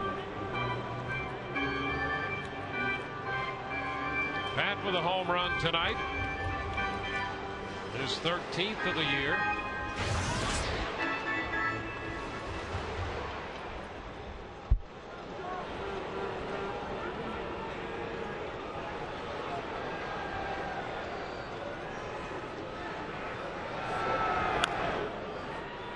Checks his swing, didn't mean to hit it. It's a foul ball, and so the count now 2 strikes to Pat Burrow. Yeah, and Beckett didn't mean to go inside either. He missed location. All just sailed up and in on Pat.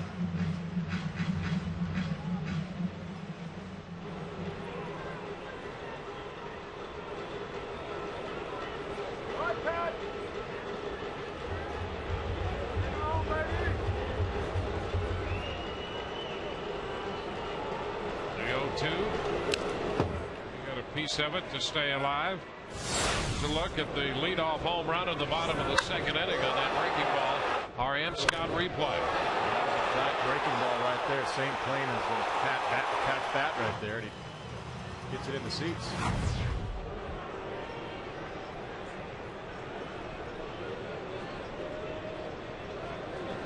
The 0-2.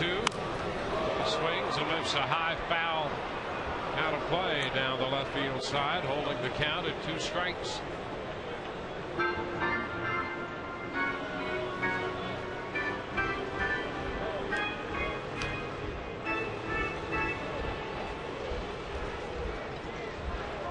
Rays with 5 runs, 7 hits. The Red Sox 3 runs, 4 hits.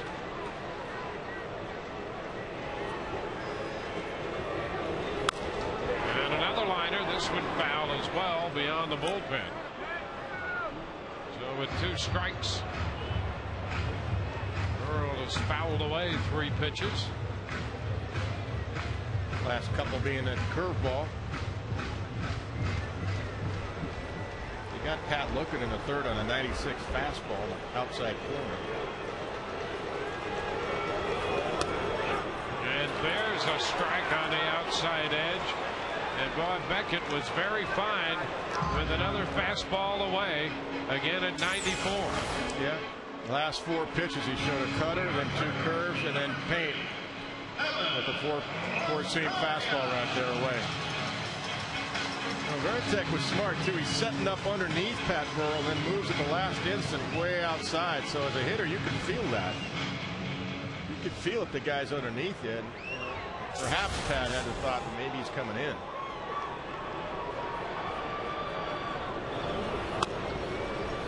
Another pitch out there on the edge for a strike on the first pitch to Evan Longoria. Now you can watch from the center field camera shot what the Veritek's doing. He's sitting up underneath their hands, and then he moves to the last. See, right now he's calling a pitch. He's sitting up underneath Evan's hands, and then he's going to jump outside. And it's lifted into right field.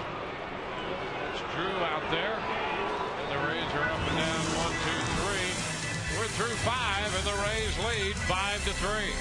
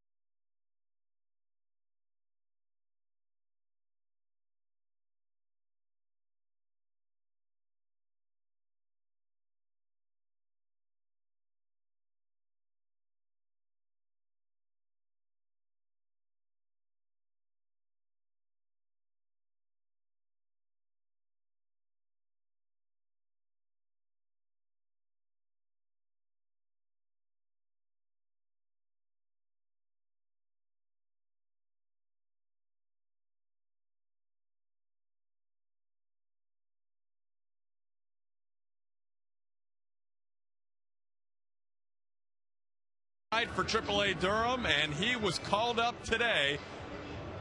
One day before his 24th birthday, Sunday afternoon, Davis will make his major league debut right here at Tropicana Field against the Tigers. And guys, a lot of fans on our Ask the Announcer website Wednesday want to know more about this young right-hander. Back to you. All right, here's Jason Bay taking the first pitch of the 6th inning, and that's in for a strike. I'm really looking forward to seeing Wade Davis. Watched him the last couple of springs and then followed his progress in the minor leagues. He won 10 games this year. He was a 13-game winner between AA and AAA last year. And he is, first of all, he shows signs of being a competitor. He will work both sides of the plate, as we see Brian Schaus loosening in the Rays bullpen down the right field line. Davis with good velocity. He's got major league velocity with that fastball, and you can say at times major league plus velocity with his fastball, and a hard curve. 1 ball, 2 strikes, and we saw him pitch a couple times this spring. Once against the Yankees over in Tampa in the spring. And he has great presence out there. I think he's got a chance to be a solid major league starter for the Rays. Bay is called out on strikes. That opens the 6th inning.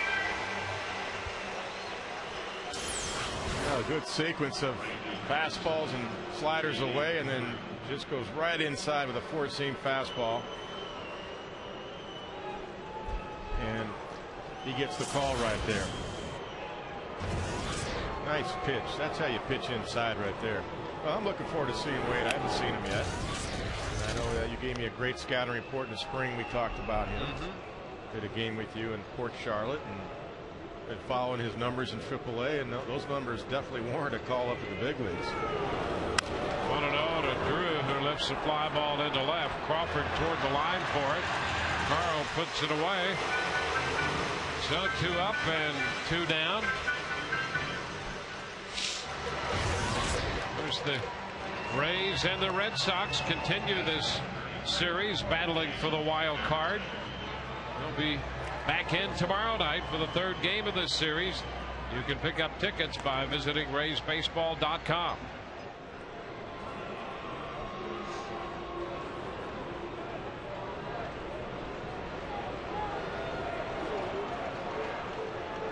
Here's Jason Varitek. Well, here's that situation. You like to get that out right now, like you said last time. Not have Gonzalez come up hit this inning. You'd rather have him leading off the 7th. Would be a nice 1-2-3 inning. There's a 2 outs into the 6th. He's over 100 pitches tonight. That 4th inning cost him 33 pitches to get through that. Wow. High fly ball deep into right center field. Upton is back to the track, and he makes the catch to retire the side. 1, 2, 3 go the Red Sox. Bottom of the 6th, 5-3 Rays.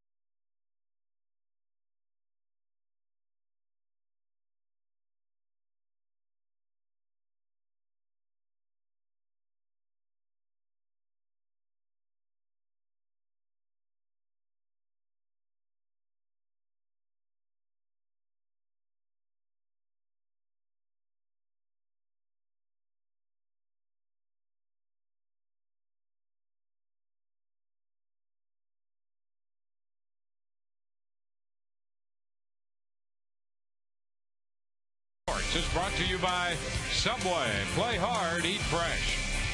By the Florida Department of Transportation. Drunk driving over the limit, under arrest. And by Amscott. You're okay with us.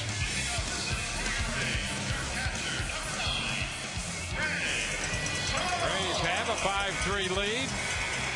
Headed into the bottom half of the 6th inning. Greg Zahn will lead off. Zahn has had a good night against Beckett. A couple of hits, a run batted in, and a run scored. Iwamura to follow, and then Upton.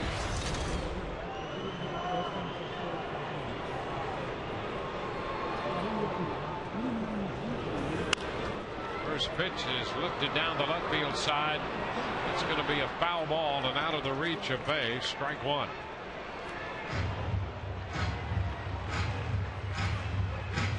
It's an interesting little sidebar tonight. And Brad Penny had a start against the Phillies in Philadelphia, and he's shutting them out 4-0 in the 8th inning. And it's amazing how John Smoltz and Penny couldn't do it here.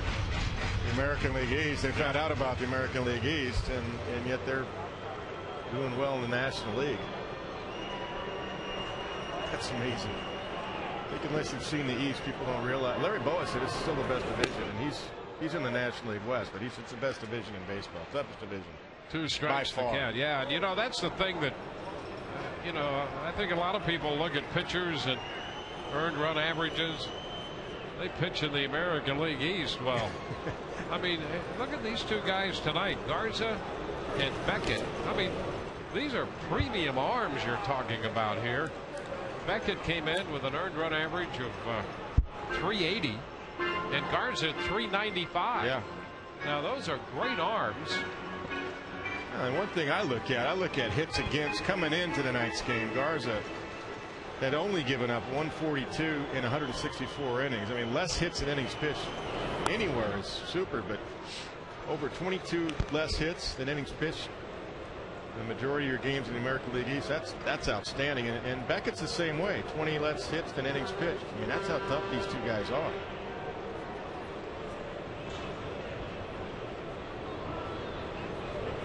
Two. And Zahn is out on strikes. So 1 away in the home half of the 6th inning. Take a look at our road ahead. Pontiac GMC dealers and Buick dealers road ahead. It'll be Clay Buchholz 3-3 making the start for Boston, and David Price 7-6.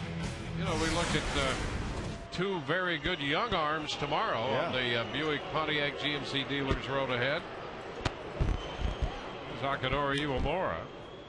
Pitch is too low. 1 ball, no strike. There's David Price. He's coming off a good outing. Sure is, against a good club. Should be smiling.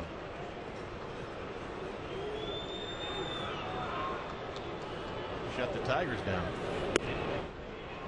Hockey trying to hold, and the count is 1-1. Yeah, I was looking at the score. It's 4-0 Giants in the 8th inning. I said that must be Lincecum or Kane. So I went to see who was pitching tonight, and I forgot it was Brad Pitt. He went 7 innings, gave up no runs on 4 hits. Well, he's actually still in there in Philadelphia, the hitter's ballpark. Hockey lets the fly ball into center field. Ellsbury's back for it and putting it away. 2 outs. 7 in a row retired by Beckett. Bases empty, 2 outs for Upton.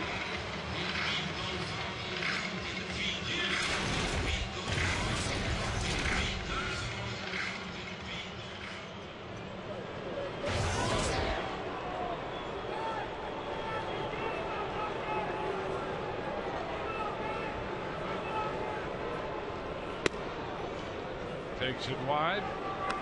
Coming into this game, Upton's had some pretty good matchups against Beckett. 6 out of 18. Officially 0 for 2 tonight. There's a breaking ball and a good one. 1-1.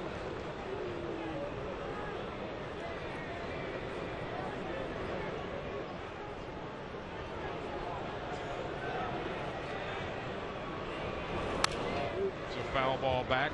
The count still 1-2. By the way, we just like to say thanks. We understand that the interest in this club and the folks watching at home, the numbers have been very good. There was a good number last night. Oh, great. A good number over in Central Florida and Orlando as well. We appreciate the following over there. The Rays are grateful for that. Absolutely. So the count holds now at 1-2, and every once in a while I think it's just nice to acknowledge the loyalty of the Rays following, who view our telecast, and we are humbled and appreciate that. So thanks. Most definitely. Thank you. A fun club to watch, and that's one thing about the Rays. Even last night, the game was one of those ugly games, but yep. They had a chance to win in the eighth. Yep. They've never really been out of anything. Well, it's great entertainment. There's no question about that. This team, over the course of a season, you're going to have some ups and downs and frustrations and elations as well. This one is wide, and the count goes to 3-2. But I'll tell you, because of the nature of this team, the depth and the versatility and the athleticism and the developing skills that you see on this club and the success we've seen here over the last year and a half, it's good baseball and fun to watch. I actually think it's good when people are upset now, because now they expect the Rays to do well, and I do too. Yeah, exactly. Up here, when you go to the World Series, you see all the talent, you expect them to win now. 3-2 and a shot foul. It's had distance on it, but well foul. That's the type of swing that Joe Madden was talking about. They've been working with BJ Upton. He's been hitting like that in batting practice. You saw him actually too. Yeah, he told me. Well, that's an inside fastball off the plate, and there's plenty of bat speed there. He just hooked it a little bit. Steve Henderson, the hitting coach, it's all about, he tries to make it as simple as possible, getting that foot down. That's exactly right. That's what you got to do. You got to make sure he's got that little foil with the foot. Got to make sure it's down. A shot back into center field. That's got some carry, and Ellsbury makes another great catch. Jacoby Ellsbury with a great catch to rob B.J. Upton of an extra base hit. He made two great ones last night. An outstanding catch by Ellsbury on this one. We're through 6, and the Rays lead 5-3.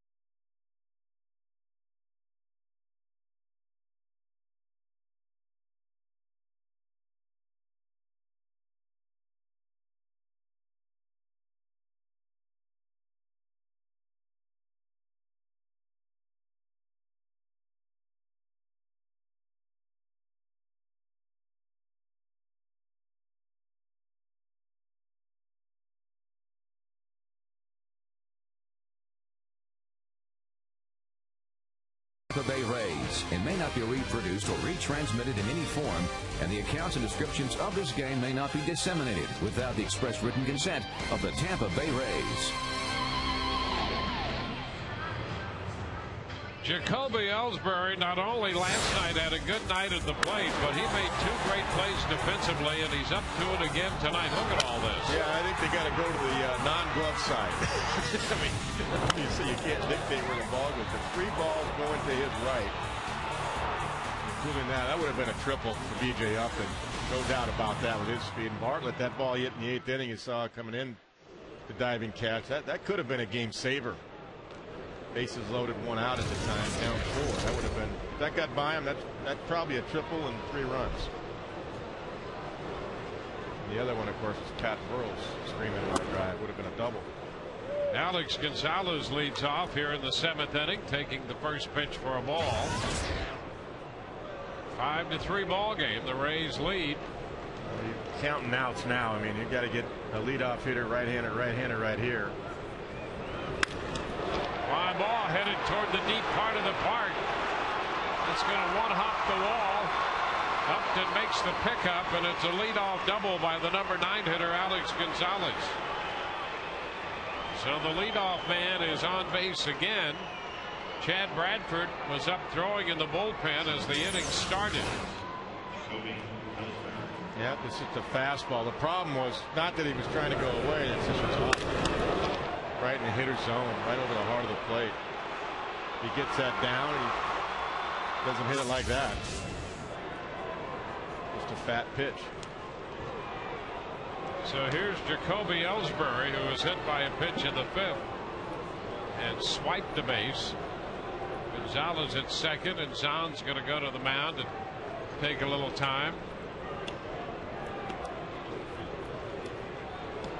Guards his pitch counts 106 right now. As Ellsbury makes his 4th plate appearance, he is officially 0 for 2.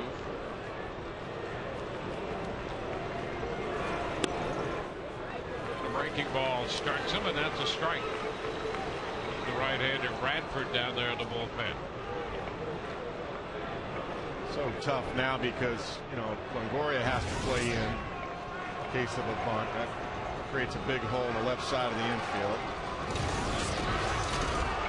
If he pulls the ball, he gets a man over. Down and away. It's 1-1. Cross up there.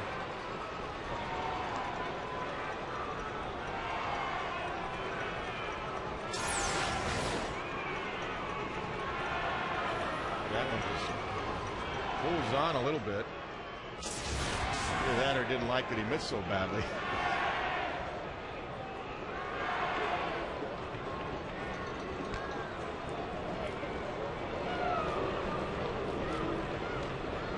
The Red Sox here in the 7th inning for the 4th time tonight have put the leadoff man on base. That's a strike as Ellsbury short that took the fastball. It's 1-2. Well, you'll take one of the first 2 outs that he got in Ellsbury early in the game, either a strikeout or the pop-up. Yep. That's what he did the first 2 times up. That would keep a runner at second base.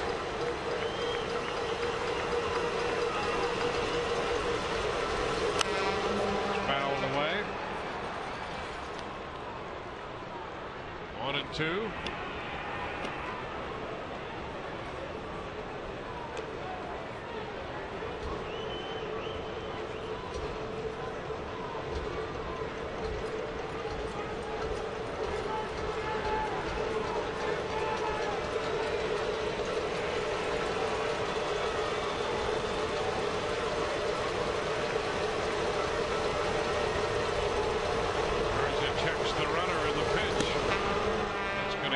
Count. 2 balls, 2 strikes.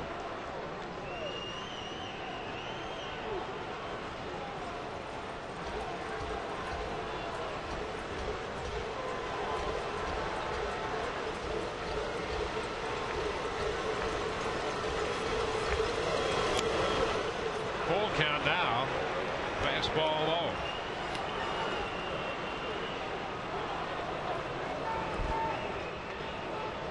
got to make a money pitch here. This is a huge out right here.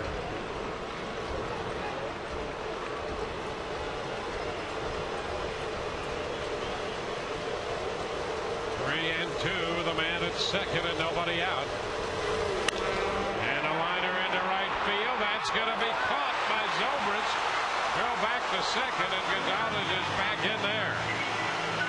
Ben Zobrist got over into right center field to catch that hard hit line drive. Oh, he sure did. That was a bullet by Ellsbury, and even Ben, little exhale right there. I mean, that's not an easy play. Low line drive like that, they could have taken off. Ben was able to track it, get a good jump. Good swing by Ellsbury. That's a rocket right there. Not an easy play to track it right into your glove with the backhand. Nice play. It's been remarkable the job he's done all over the place. He really has. Here's Dustin Pedroia.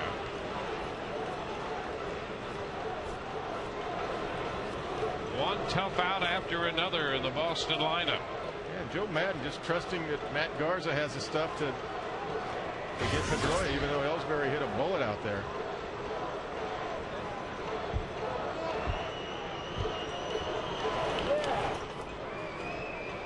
It's ball one. Matt just hasn't had great command tonight. That's the thing. I mean, what's been so effective for him, normally he's got one of his two breaking balls, either the curve or the slider. But really, he just hasn't had great command of the breaking stuff tonight.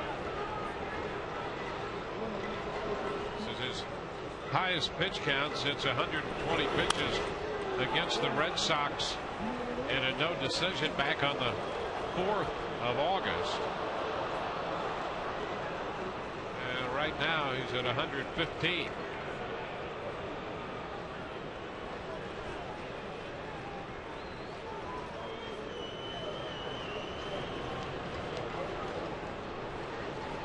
One and one to count. He's trying to squeeze another out. I think you'd like to have Martinez hitting right-handed. Who's on deck? And a fly ball back into right field toward the line. Zobrist up the track, makes the catch. Tag at second. Gonzalez will go to third. Zobrist racing toward the right field corner after that one.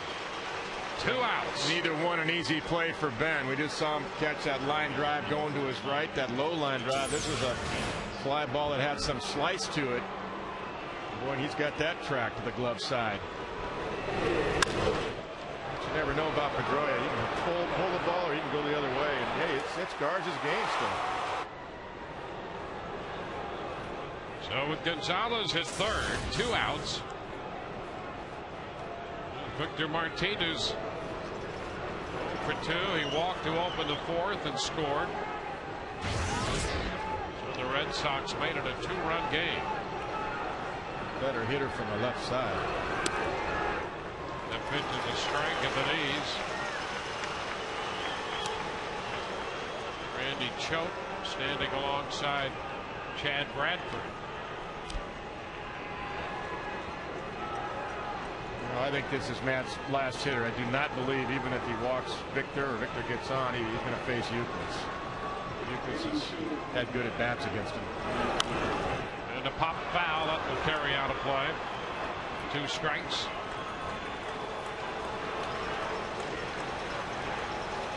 I think Euclid is going to see Bradford. Hopefully it's not this inning.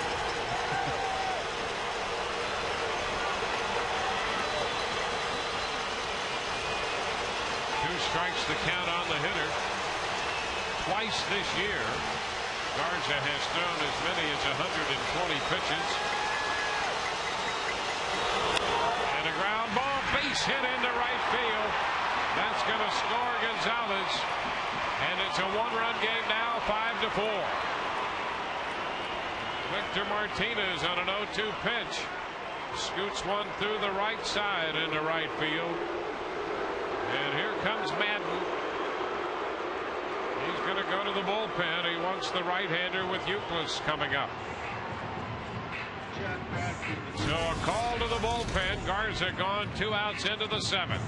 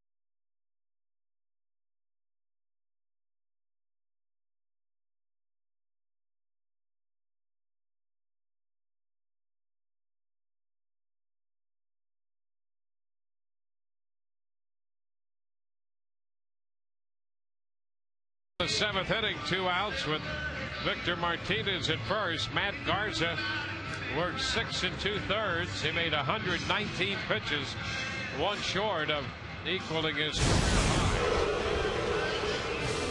And Matt really had to grind it out here tonight. I mean, he really had pretty good fastball. The breaking stuff wasn't as sharp as we normally had seen it.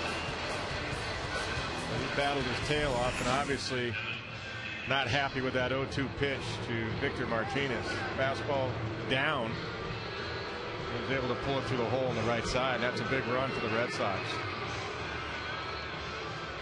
Well, a couple spots in this game turned out to be crucial for Garza.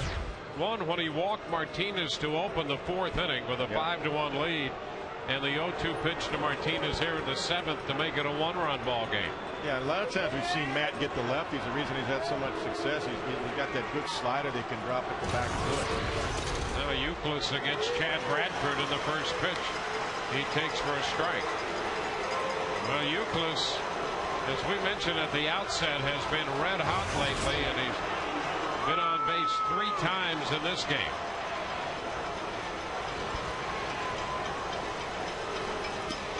I think what Joe Madden's thinking was why he didn't turn Victor around right there, because he didn't want to burn 2 pitchers. He didn't want to burn Choate for Martinez, and then if he didn't get Martinez, then he'd have to bring Bradford in for Euclid.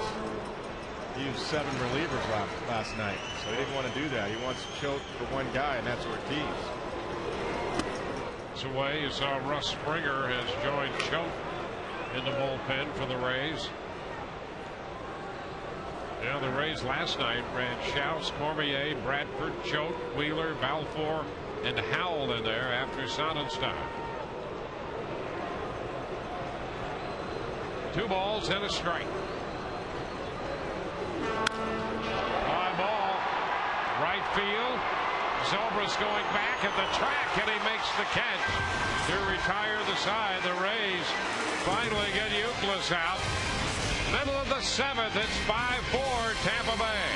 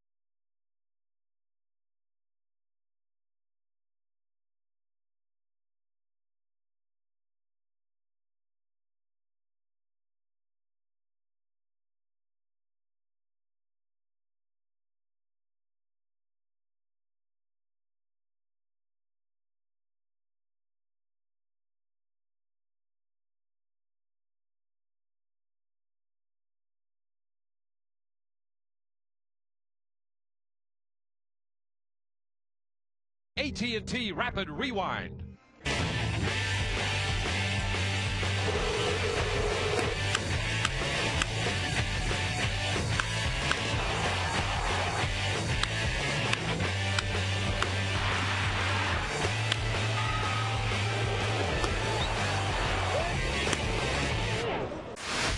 AT&T, the nation's fastest 3G network. AT&T, your world delivered. Middle of the 7th inning with the Rays leading 5-4. Both starting pitchers now gone from this game. The official pitch count on Garza 120 through 6 2/3. Bradford got the final out in the top of the inning, and now Ramon Ramirez takes over for Beckett. And the first pitch is fouled back by Jason Bartlett, out of play. strike one. Beckett worked 6 and made 104 pitches. And Ramon Ramirez has been outstanding for the Red Sox this year since coming over in a trade for Coco Chris from the Kansas City Royals. You see the run average at 2.67. He throws a strike and is ahead of Bartlett, 0-2. Well, you know, those 3 fly balls for Zobrist, none of those were easy. That's right. Even that last one, he had to track it, make sure where he was looking at the wall, and then make the catch going away. Well, Zobrist got his running in the top half of the 7th inning, chasing the fly ball into right center by Ellsbury, a liner, and then a fly ball into the right field corner by Pedroia. Then he had to go back to the warning track to grab that fly ball by Euclid. That's why you got to take fly balls during batting practice, to do just that. Get some practice out there. Man. Zobrist would hit 3rd here in the home half of the 7th. Upstairs, 1 ball, 2 strikes. I need a base runner. Got to get that run back.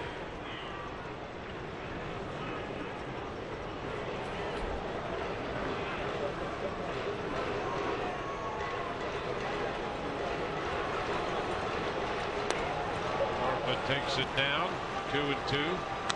You're right about Ramirez. You know, he was, for the most part, an under the radar acquisition. You know, people didn't make much about that deal to have him come in from Kansas City for Coco Chris, but he's got a good arm and he's been important in the Boston bullpen. There's a pop-up right side foul. Martinez after this one. That'll be out number 1. Yeah, he has. You know, Kansas City had 3 guys in that bullpen, Ramirez being one of them. Leo Nunez they traded to the Marlins for Mike Jacobs, and then Joaquin Soria, who's their closer. They had 3 really good arms down there. So he was actually totally under the radar, like you said. That was a great move. You know, and the Red Sox were committed to Ellsbury, Jacoby Ellsbury. So that was one of those trades that worked out for the Red Sox, really. Fastball high to Carl Crawford, 1-0. Coco Chris, of course, got hurt for Kansas City, but that would be a super move for the Red Sox. It's a foul ball, left side, 1-1. They're going to have to put the padding back on down the third base side after that foul ball by Crawford dislodged it. Texas with a lead over Toronto at the bottom of the 6th inning in Arlington, Texas.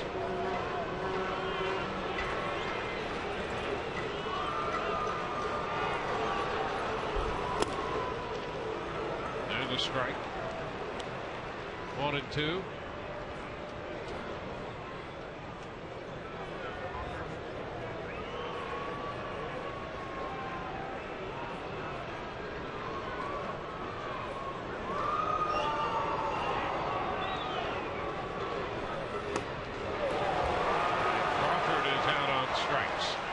The 10th strikeout tonight by Boston pitching. Look at this. Bottom falls out right there. Good arm speed. Crawford swings over the top of it. Well, it's a bullpen game now. The 2 best bullpens in the American League. How about this? 3.54 for Boston. They're first. The Rays 3.55 as far as the ERA. They're second in the American League. 1-0 the count to Zobrist. And you know, they're like that in a lot of categories.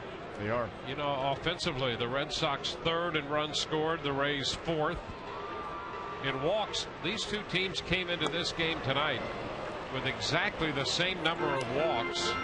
The Rays 2nd in the league, tied with Boston, each team with 538 walks drawn. Boston 3rd in on-base percentage, the Rays 4th. The Rays have now tied them in home runs with 2 tonight. The pop foul, Euclid after it near the stands, backs up and makes the catch. And it's a 1-2-3 7th inning. We're headed into the 8th. It's 5-4 Tampa Bay.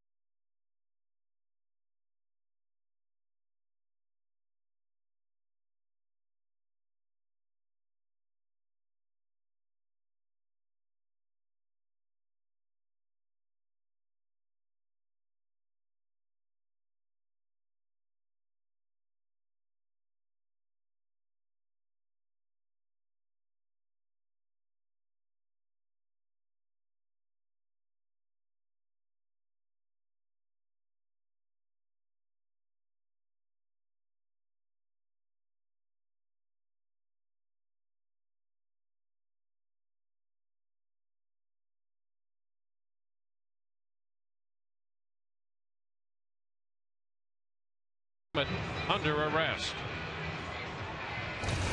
We go to the 8th. The Rays have a 5-4 lead. They've out hit Boston by 1, 7-6. Randy Choate will be the new pitcher for the Rays. Choate on to face David Ortiz. This will be the 45th appearance for Choate. Yeah, this is definitely a mix and match bullpen game now for the Rays and Joe Madden. Pitch is a strike to Ortiz. He drove in a run with a ground ball to first. In the 4th, he's 0 for 3. With that run batted in. Got to get 6 outs out of his bullpen and match up as best he can. That's a strike at the knees. 0-2. Choate covered an inning in 2/3 last night. Picked up 2 strikeouts.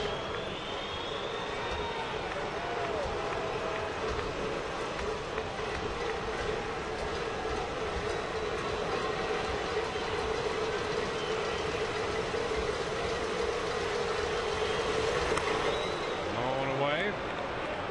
1 ball, 2 strikes. The Rays have the shift on, and even Longoria, the shortstop spot, is back and shaded toward the middle.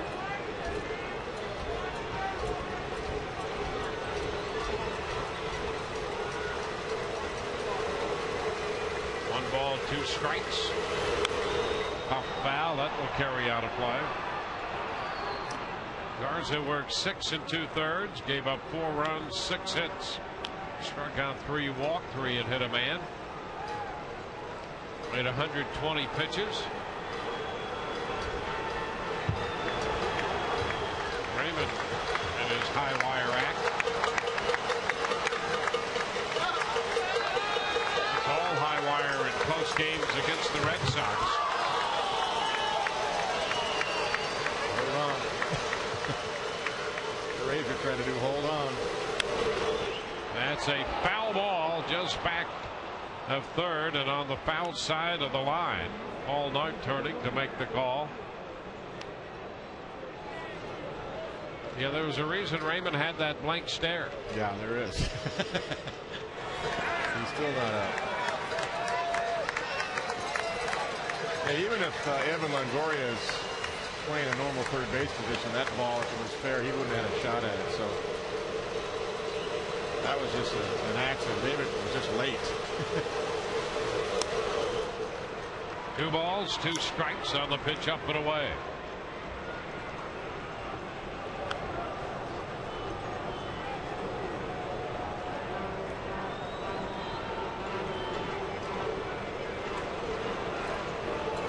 The first time Choate has faced Ortiz.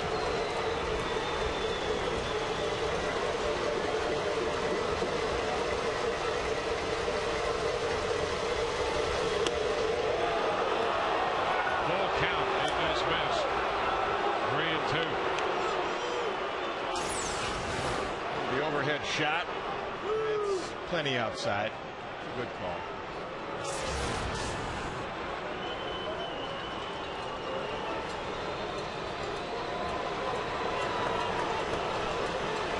Full count.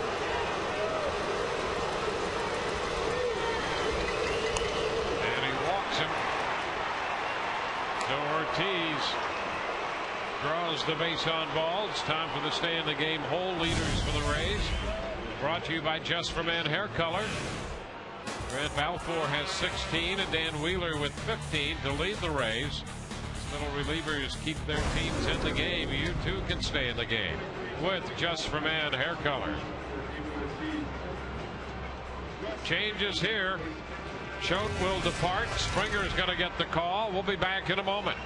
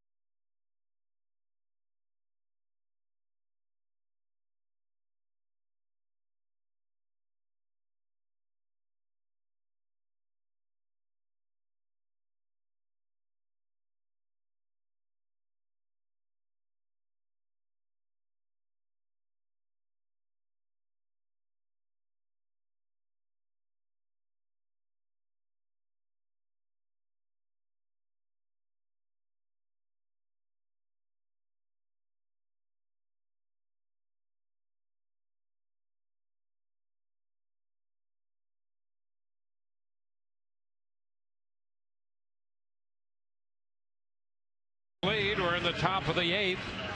Place your reservation for 2010 Rays season tickets. Ensure the best seats, biggest savings, and all the great benefits, including the opportunity to purchase 2009 postseason ticket packages for a limited time. Call 888-FAN-RAYS or visit RaysBaseball.com.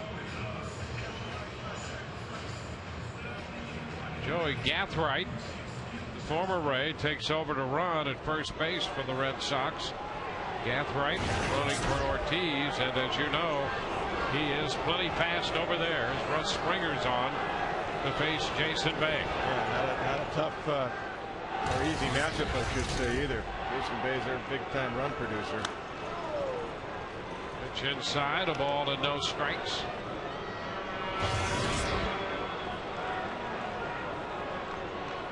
The numbers will tell you exactly why Russ Springer's in right there. 2-14 lifetime. But Bay's swinging a pretty good bat right now. Pitch out, but nothing doing.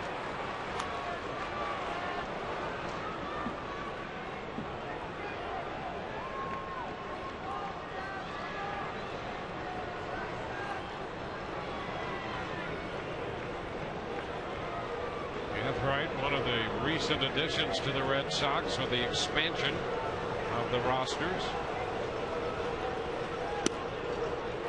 It's a little bit outside, and the count is 3-0.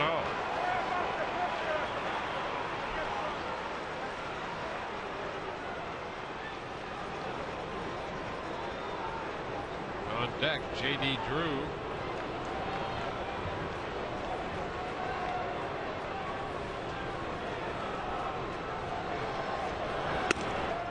And a strike is called.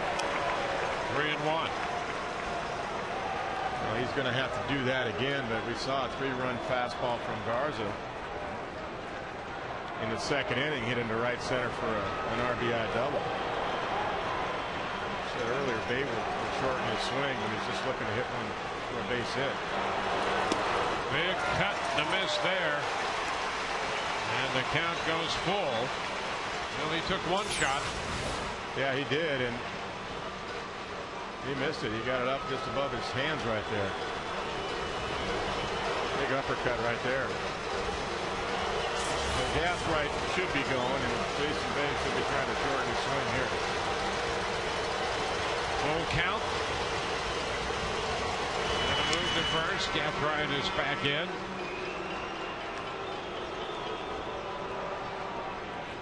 Garza, Bradford, Choate, and Springer. Springer, out of all the bullpen action last night, did not see action.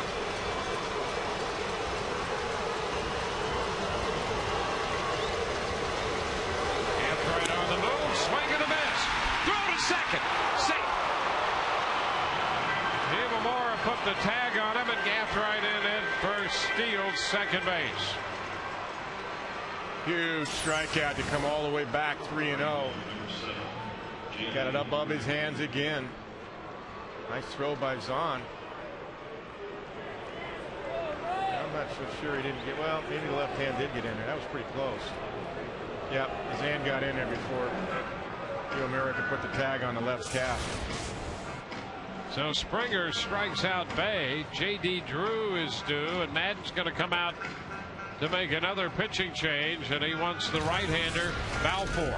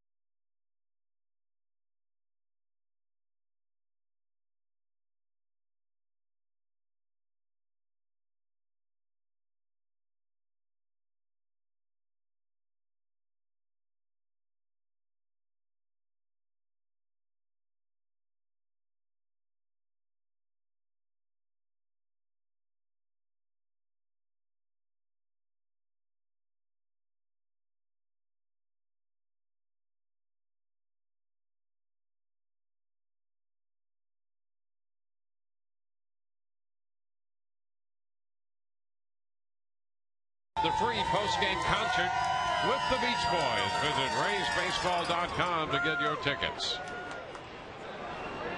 Joe Madden going right down the line with the matchups. Grant Balfour takes over for Russ Springer to face J.D. Drew.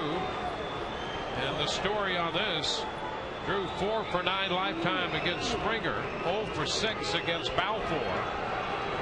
So Springer on to face Bay, and now it's Balfour against Drew. The pitch is outside. Now the Rays have the shift on. Drew had a base hit against the shift the other way into left in the 4th inning, and that scored a run. That's a strike at the knees. It's 1-1. Yeah, and being a power pitcher, I'm not so sure JD won't try to do the same thing if they keep pitching him away. Just try to shoot one right in the hole or short again. Of course, they've got to hold Gath right. Longoria can't play wide because of Gathrigh's speed, and so he has to hold in a normal third base position. Gathright, pinch running, picked up a steal, his first steal as a member of the Red Sox.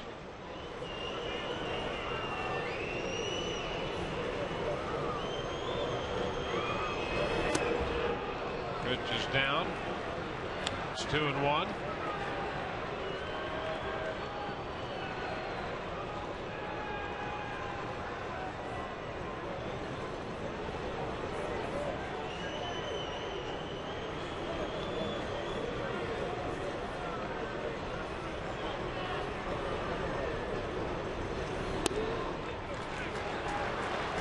Balfour is behind Drew.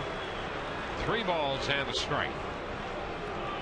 You see Zahn looking who's on deck. He knows who's on deck. It's Jason Varitek. So you're not going to see Drew get a fastball right down the middle. You might see a fastball in the outside corner. 3-1.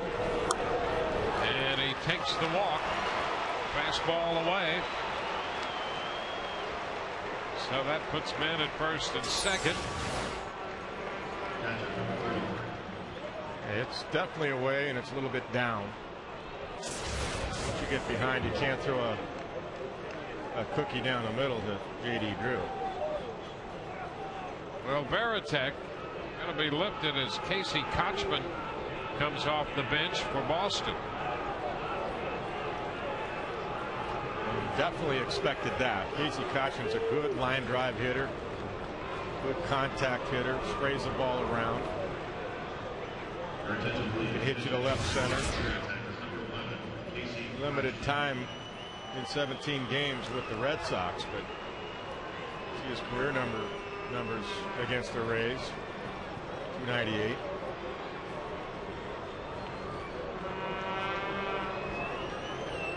So it's Kochman, the hit for Varitek. Kochman out of Seminole High School here.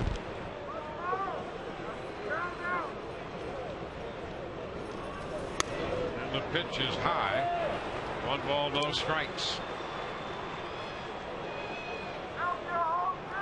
2 walks and a strikeout in the inning. Men at first and second.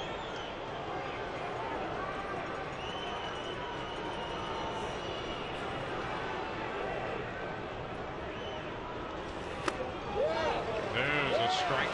1-1.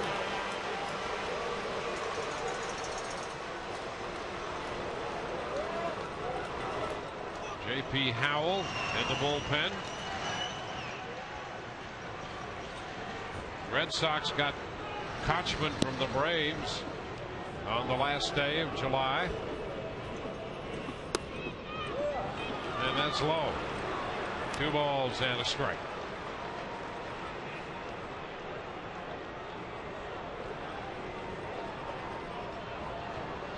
Yeah, I think a lot of people wondered why they got him too. They got him just for this. They got it for the stretch run for bench strength and really for postseason. They got him for. Strengthen their bench.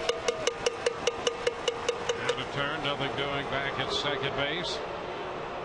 He is also an excellent defensive first baseman. So he'll go to first base, and Victor Martinez will come in behind the plate.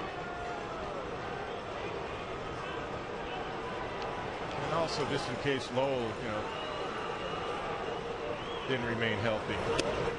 There's a strike around the knees, so it's a 2-2 count.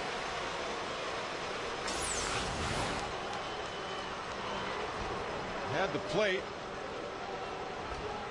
Zone gives it a hold right there. Let's see if it crossed the knees. It did. Just at the knees. Tough pitch. Good pitch right there by Grant.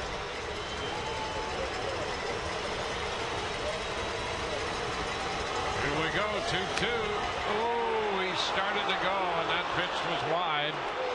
And the count is full. Well, it's definitely off the outside corner, and the question now is, Terry Francona put the runners in motion. You got great speed at second and good speed at first, and a good contact hitter. He doesn't strike out that much at the plate.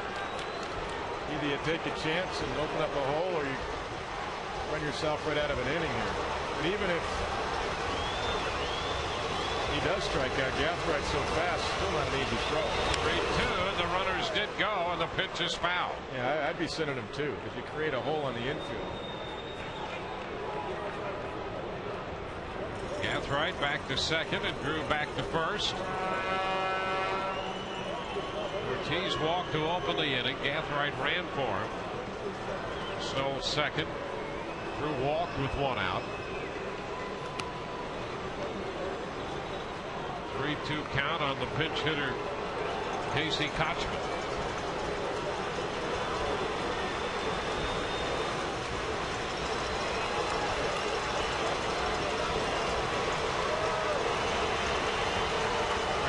Runners go. The pitch is high for ball 4. So the bases are loaded. 3 walks in the inning. Balfour has walked Drew and now Kochman. So they're loaded.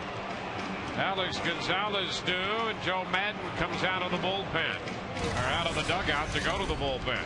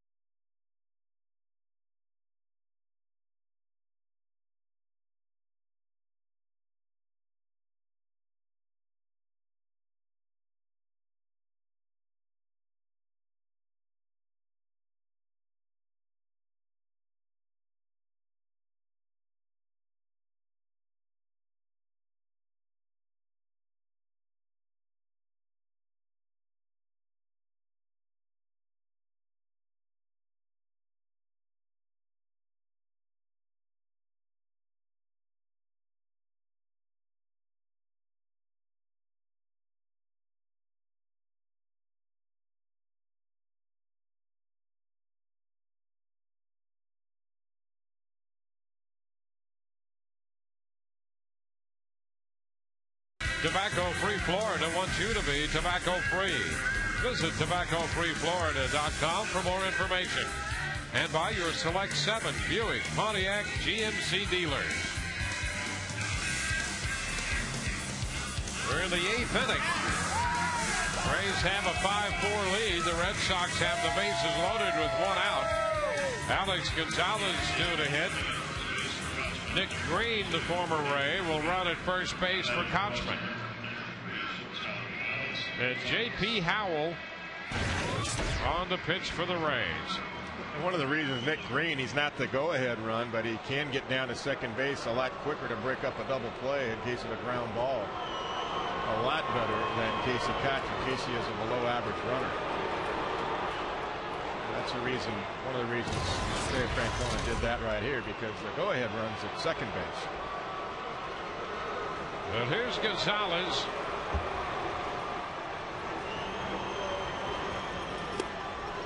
And the pitch is a strike. Gonzalez doubled to start the 7th inning and scored a run. Right there, right down the middle. I think Alex thought he's going to get a pitch like that right down the middle. JP touched for a triple last night. He pitched in the 9th inning. And there's another strike. 2. Greg Zahn set up way inside, trying to get that two-seamer to run over that inside corner, and it does. Good action right there. He hit the black of the plate.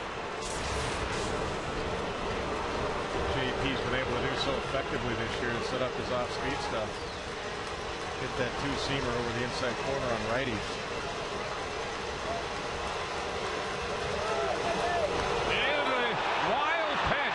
And that will skip all the way back into the stands on an 0-2 pitch. A wild pitch as Gathright scores, and that's going to tie the game at 5. Drew to third, and Green up to second on the wild pitch. Boy, this isn't even close. That's not even. Plate 60 feet 6 inches. That's about a 55-footer right there. Bounced way in front of the plate. And it's one base because Howell was on the mound right there. There's the pitch he was looking for. And Gonzalez is out on strikes, so the infield for one pitch in. Howell gets the strikeout. That's the strikeout pitch he was looking for. Nice job by Zahn to block it. That one was just in front of the plate just a few inches. The one before that was a good 3 feet in front of the plate.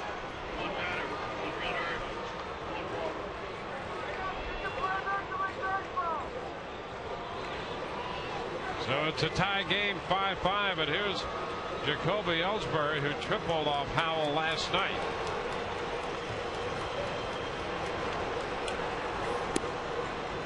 Pitch is inside.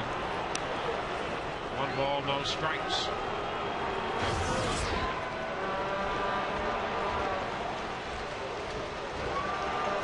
The run is charged to Springer.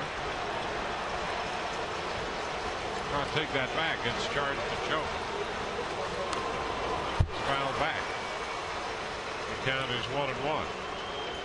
Choate started the inning by walking Ortiz, and so that run was charged to him.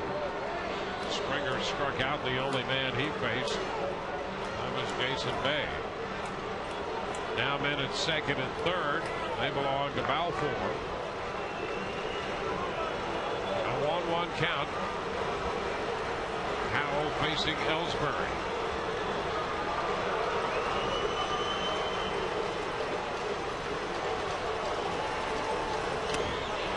Strike on the corner. 1-2.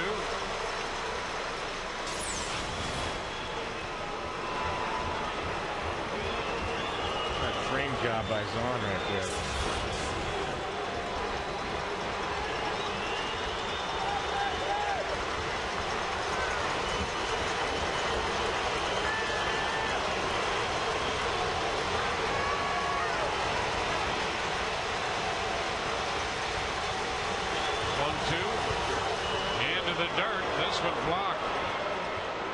Zahn, a nice job. The count is 2-2, and we saw some of that in Toronto for JP in the 3-2 Toronto victory over the Rays. I mean, that ball's the final game of that series. That's bouncing about 4 feet in front of the plate. I mean, he's just trying to make the perfect pitch rather than just loosening up and being free and easy and letting the ball work for itself. I mean, it's squeezing it a little bit, just trying to make sure he doesn't make a mistake. 2-2. And he got him. Ellsbury chased it. That will retire the side. A run scores on the wild pitch. We go to the bottom of the 8th, and this game is tied 5-5.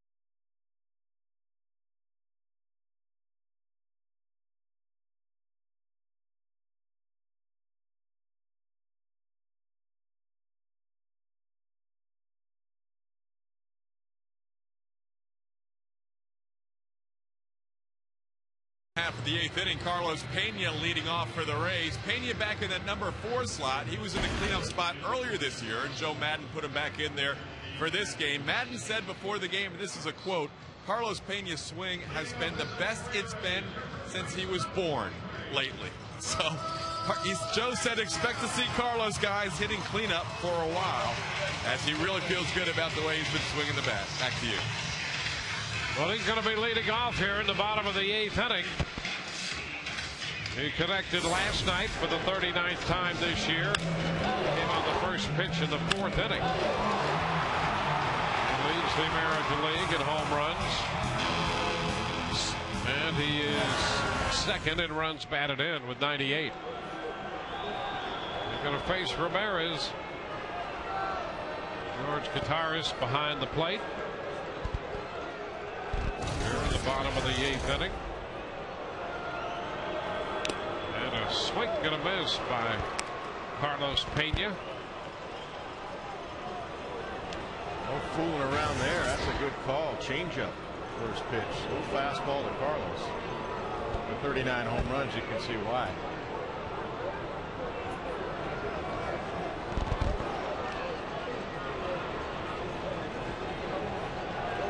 An 0-1 count.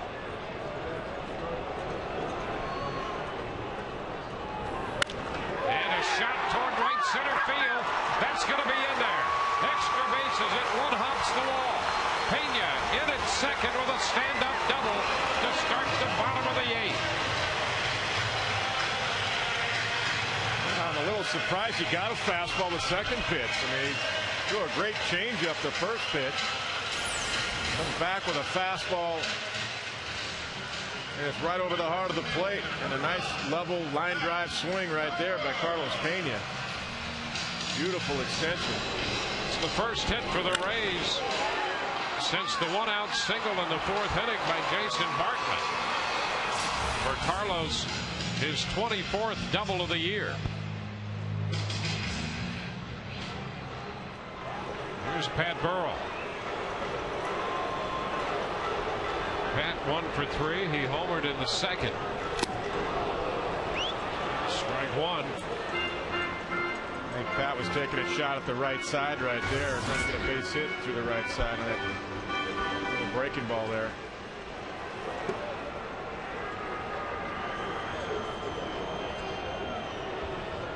Pat getting only his second look during his career. Ramirez, base hit into right center field. Pena's headed to the plate. He will score. The Rays take the lead. Pat Burrell drives in the go-ahead run. 6-5 Tampa Bay. What a nice at bat, because he tried to do that the first pitch. Ball was out of the zone. He stayed with the game plan the second pitch. He was trying to go that way to do exactly that. See how short that swing is? That's a veteran hitter right there. He got a ball away and he went right with it. Beautiful swing right there. So a double by Pena, the base hit by Burrell. The Rays are back out on top, 6-5. Terry Francona is going to make a pitching change. Manny Del Carmen in from the bullpen.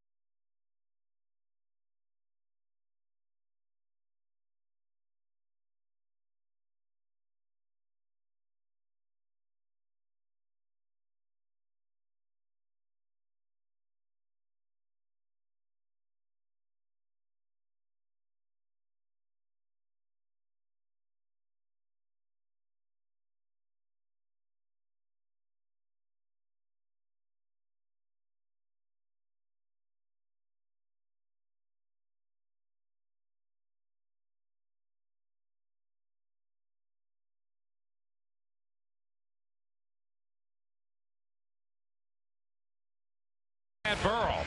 Very unselfish at bat. This ball's off the outside corner. Look at this. I mean, that is a great at bat because it's unselfish. He was trying to do that right there.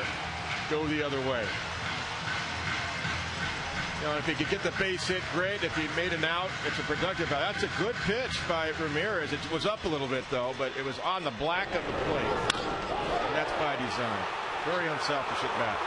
So Pat's second hit of the night, his second run batted into the game. Now he's lifted for the pinch runner. Perez will run at first. Fernando Perez. He was 8 of 9 at Durham in the running department. Manny Del Carmen, the new pitcher. And the first pitch, Longoria swings and hits one. High, deep, and gone. Home run for Evan Longoria. On the first pitch from Manny Del Carmen, Longoria hits his 26th home run of the year. And the Rays take an 8-5 lead. No question about that one. When Longoria made contact, that baby was gone. Well, Jason Bay didn't even move. I mean, upon contact, everybody here in this ballpark, including the players on defense, knew that was gone. That was just a bomb. Well, here's Greg Zahn taking a pitch down. 1 ball, no strikes. What a shot by Evan Longoria.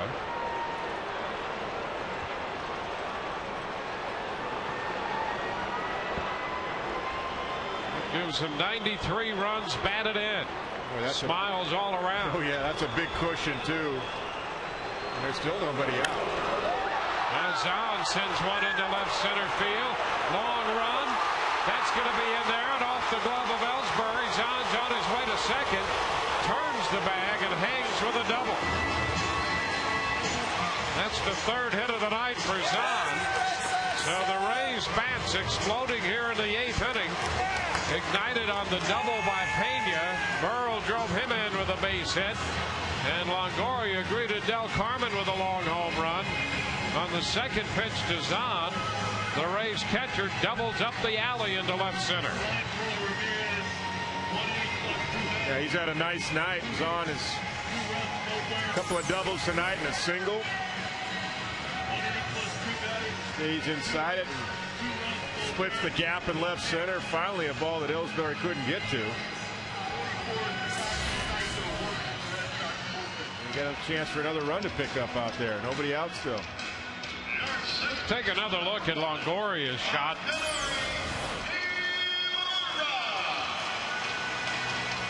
Well, that's just mislocation by Del Carmen, but this was a high launching deep home run. I mean, that was just a boy, that was a thing of beauty. Now Iwamura takes a pitch down and in. Not often you don't see a left fielder on a ball like that move at all off the bat, but Jason Bay didn't. I guess Bay read that ball pretty good. Yes, he did. Wow. 8-5 Tampa Bay. Another big run out there too. The pitch is down. 1-0. It's Evans' 8th home run this year against the Red Sox. The Rays have hit 3 home runs tonight. Rocky takes it down. 3 balls, no strikes.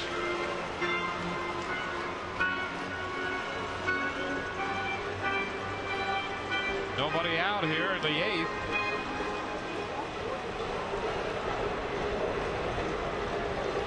Until this inning, the Rays had no hits down the middle of this game. That's a strike, 3-1. Got a run in the first on the Crawford homer, and then they opened the second inning with 4 straight hits on their way to 3. Sound double in a run in the third, then a 1-out infield hit by Bartlett in the 4th, and no hits until the 8th. Count goes full to Iwamura. Change up right there, 3-1. Pitch by Del Carmen.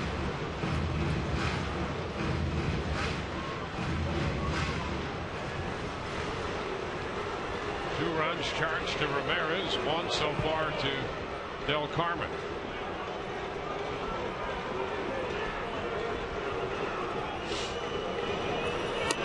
And Iwamura is out on strikes.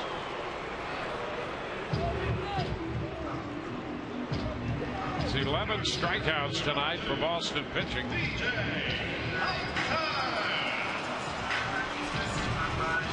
Terry Francona out of the dugout. DJ Upton is due. Saito is down there in the bullpen, and he's going to get the call. Takashi Saito will be the 4th pitcher of the night for the Boston Red Sox. Turns out a third of an inning for Del Carmen. 2 hits, a double on the heels of the home run. He had 1 strikeout. So he'll leave with 2 men on base, or rather a man at second base and 1 out. We look at the American League wild card race. Texas 3.5 back of Boston. The Rays starting tonight 6 back following their loss last night to the Red Sox 8-4. The Rays now have an 8-5 lead on Boston.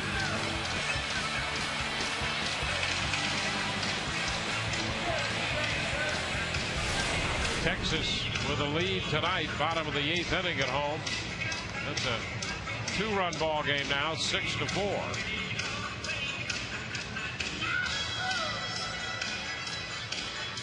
Five runs off Beckett, 2 runs off Ramirez, and 1 off Del Carmen. He's responsible for a man on as he departs. And there's Saito. Terry Francona trying to save every run he can. Still has a shot. He feels obviously in the 9th inning, and why not? Got a good offensive ball club. Saito's been good this season for the Red Sox as well, just like most of their relievers. 2.68 earned run average, a strikeout an inning. Former closer of the Dodgers. It's the last time we saw Saito. Longoria did the same thing he did to Del Carmen.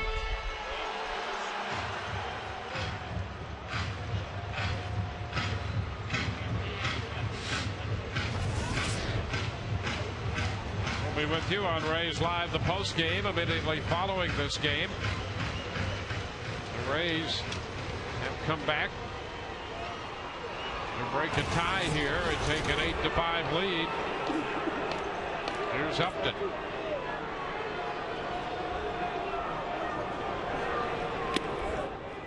Pitch outside, 1-0.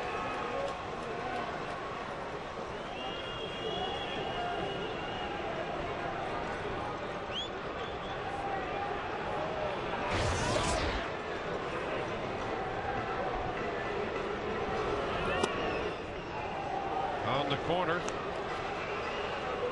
It's a 1-1 count. Upton officially 0 for 3 tonight, but he got a run home on the bunt in the second inning and reached base on what turned out to be a fielder's choice. 2-1.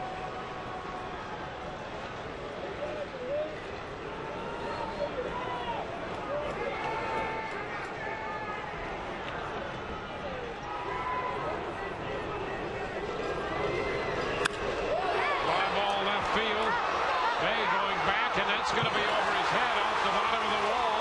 Zahn rounding third. He's going to try to score, and the throw is in time. Zahn thrown out trying to score on the ball off the wall. They got a very good carom, and Zahn had to hang on to see whether or not the ball would be caught. Got a late start as a result. Yeah, he sure did. That's the only problem on that one. Thought he might hold up because of that. The slider that BJ went down and able to get it. Just good hands right there. And good use in the lower half of the body. You're right, the carom was perfect. Both from Bay to Gonzalez. Gonzalez to one hop throw to Contreras.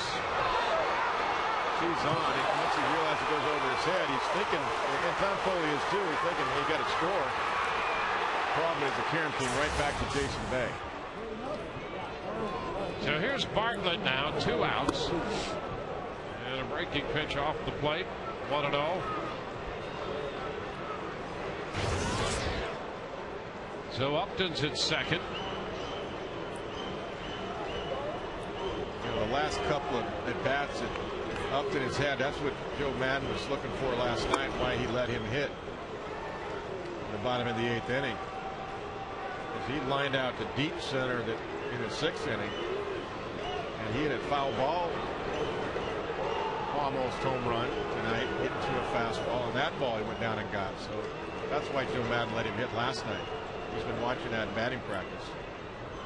And I noticed his foot was down quicker tonight too. He's been watching his foot. And there goes a man for third, and Upton is out trying to advance on that ball in the dirt. A recovery by Contreras down to Euclid, and that retires the side. Longoria belted the home run to cap the 3-run inning, and the Rays lead 8-5.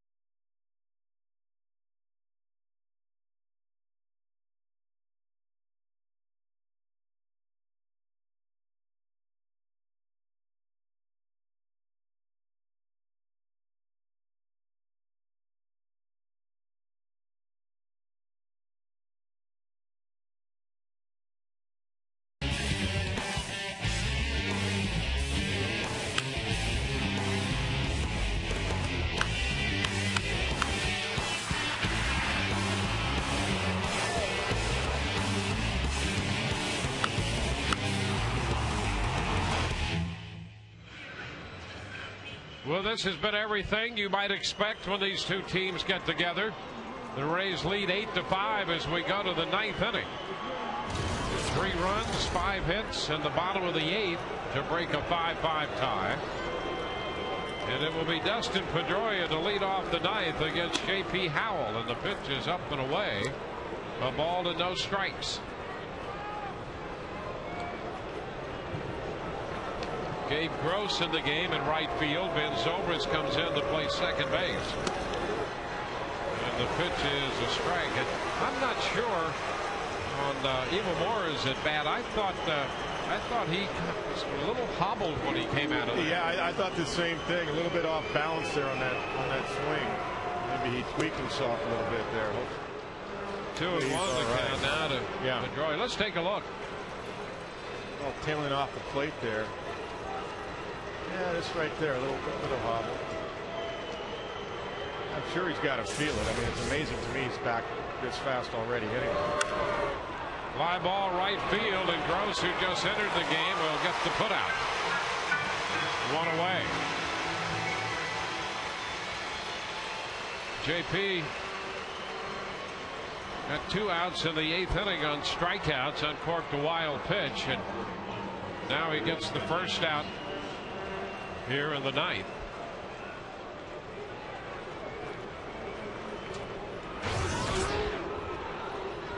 Victor Martinez.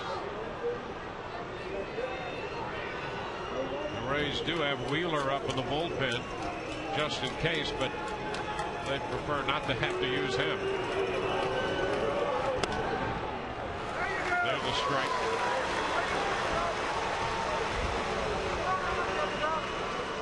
Well, it's definitely a matchup game. We talked about that a couple of innings ago. That's exactly what Joe Maddon's doing. He's just going on matchups. And there's JP. A couple tough times here recently, but he did get out of the inning after a wild pitch with 2 huge strikeouts to get Gonzalez and Elfrey. That could have been a real bad inning. Yep. With walking the bases loaded there in the top of the 8th and 1 out. So he did get out of that. And yeah, he kept the wheels on. Oh boy, he kept it even at least. Absolutely. 2 strikes now to Martinez. Down. You know, it happens to everybody. People ask you, what's wrong? Listen, Joe Nathan for the Twins today had 2 outs at the top of the 9th, a 2-0 lead. That's right. For the Twins, and he gave up back-to-back home runs to Beckham and Canerco. He walked the next 2 guys, and Ron Gardner took him out, and Guerrero came in there and gave up the go-ahead runs, and the White Sox scored 4 at the top of the 9th and beat the Twins. So moving to Nathan has been about as close to automatic as you could get. I mean, I think you could put Nathan, Rivera, and Papelbon in there as the top 3 closers. At least in the American League, maybe in baseball. And Nathan didn't get it done. It happened. Guys aren't perfect. And it's a grind, too. I mean, guys are tired. I mean, you just got it out in September. All the way through the playoffs. 2-2. Ooh, close. And the count is full. But that's why Dan Wheeler's up. I mean, not taken for granted. It's a big out right here if you can get Martinez. That ball was down, and because he's on bringing it up. It definitely crossed below the knees, the front knee especially. Full count to Martinez with Euclid on deck. And a ball foul. That's down the left side. Had home run distance, but was pulled foul. Had him out in front on the changeup.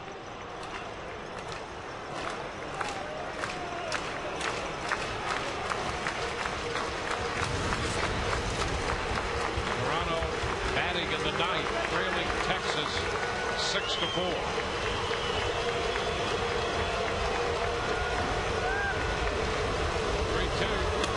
And that's inside. He lost him. Martinez on base for the 3rd time tonight. That will get Euclid to the plate. Yeah, Joe's just not taking any chances. I mean, he's going with the best matchups, what he feels right here.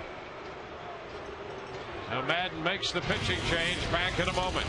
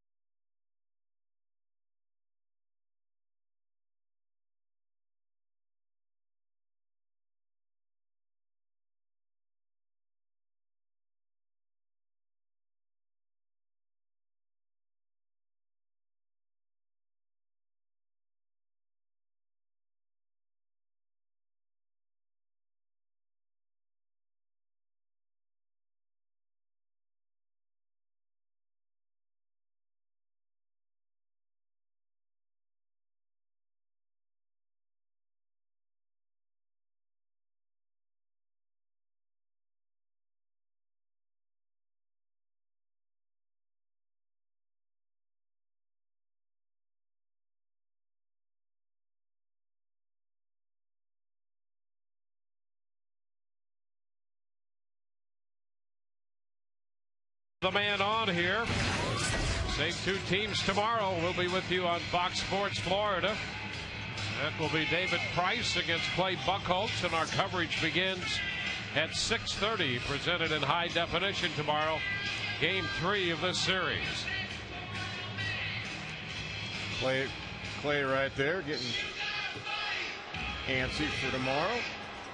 And Wheeler ready to go. 56 games. Earned run average is solid at 3.5. Looking for that nice ground ball right here. He faces Kevin Youkilis, who homered off him last night. Runner at first base. Martinez, one out. And the first pitch is a strike. Baseball in there.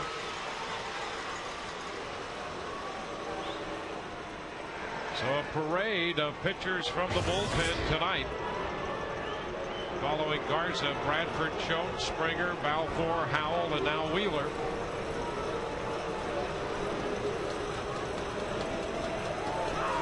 And a little tap. Wheeler off the mound. Throw to first. Got it. Just beat Youkilis. Wheeler had to get off the mound in a hurry.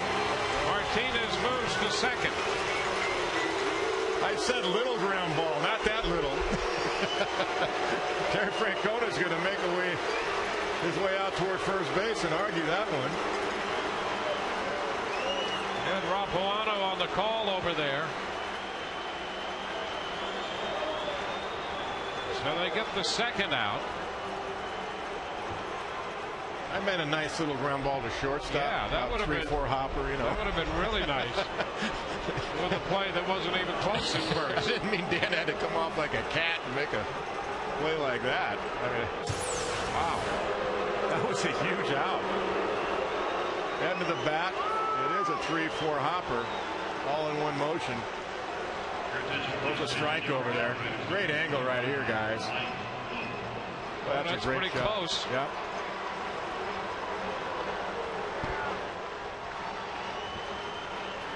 He's out. He got He's it. out. That's a great shot, guys. Great camera angles right there, all the way around. Terry Francona, I think, is still better. He just did get him. His foot was in the air.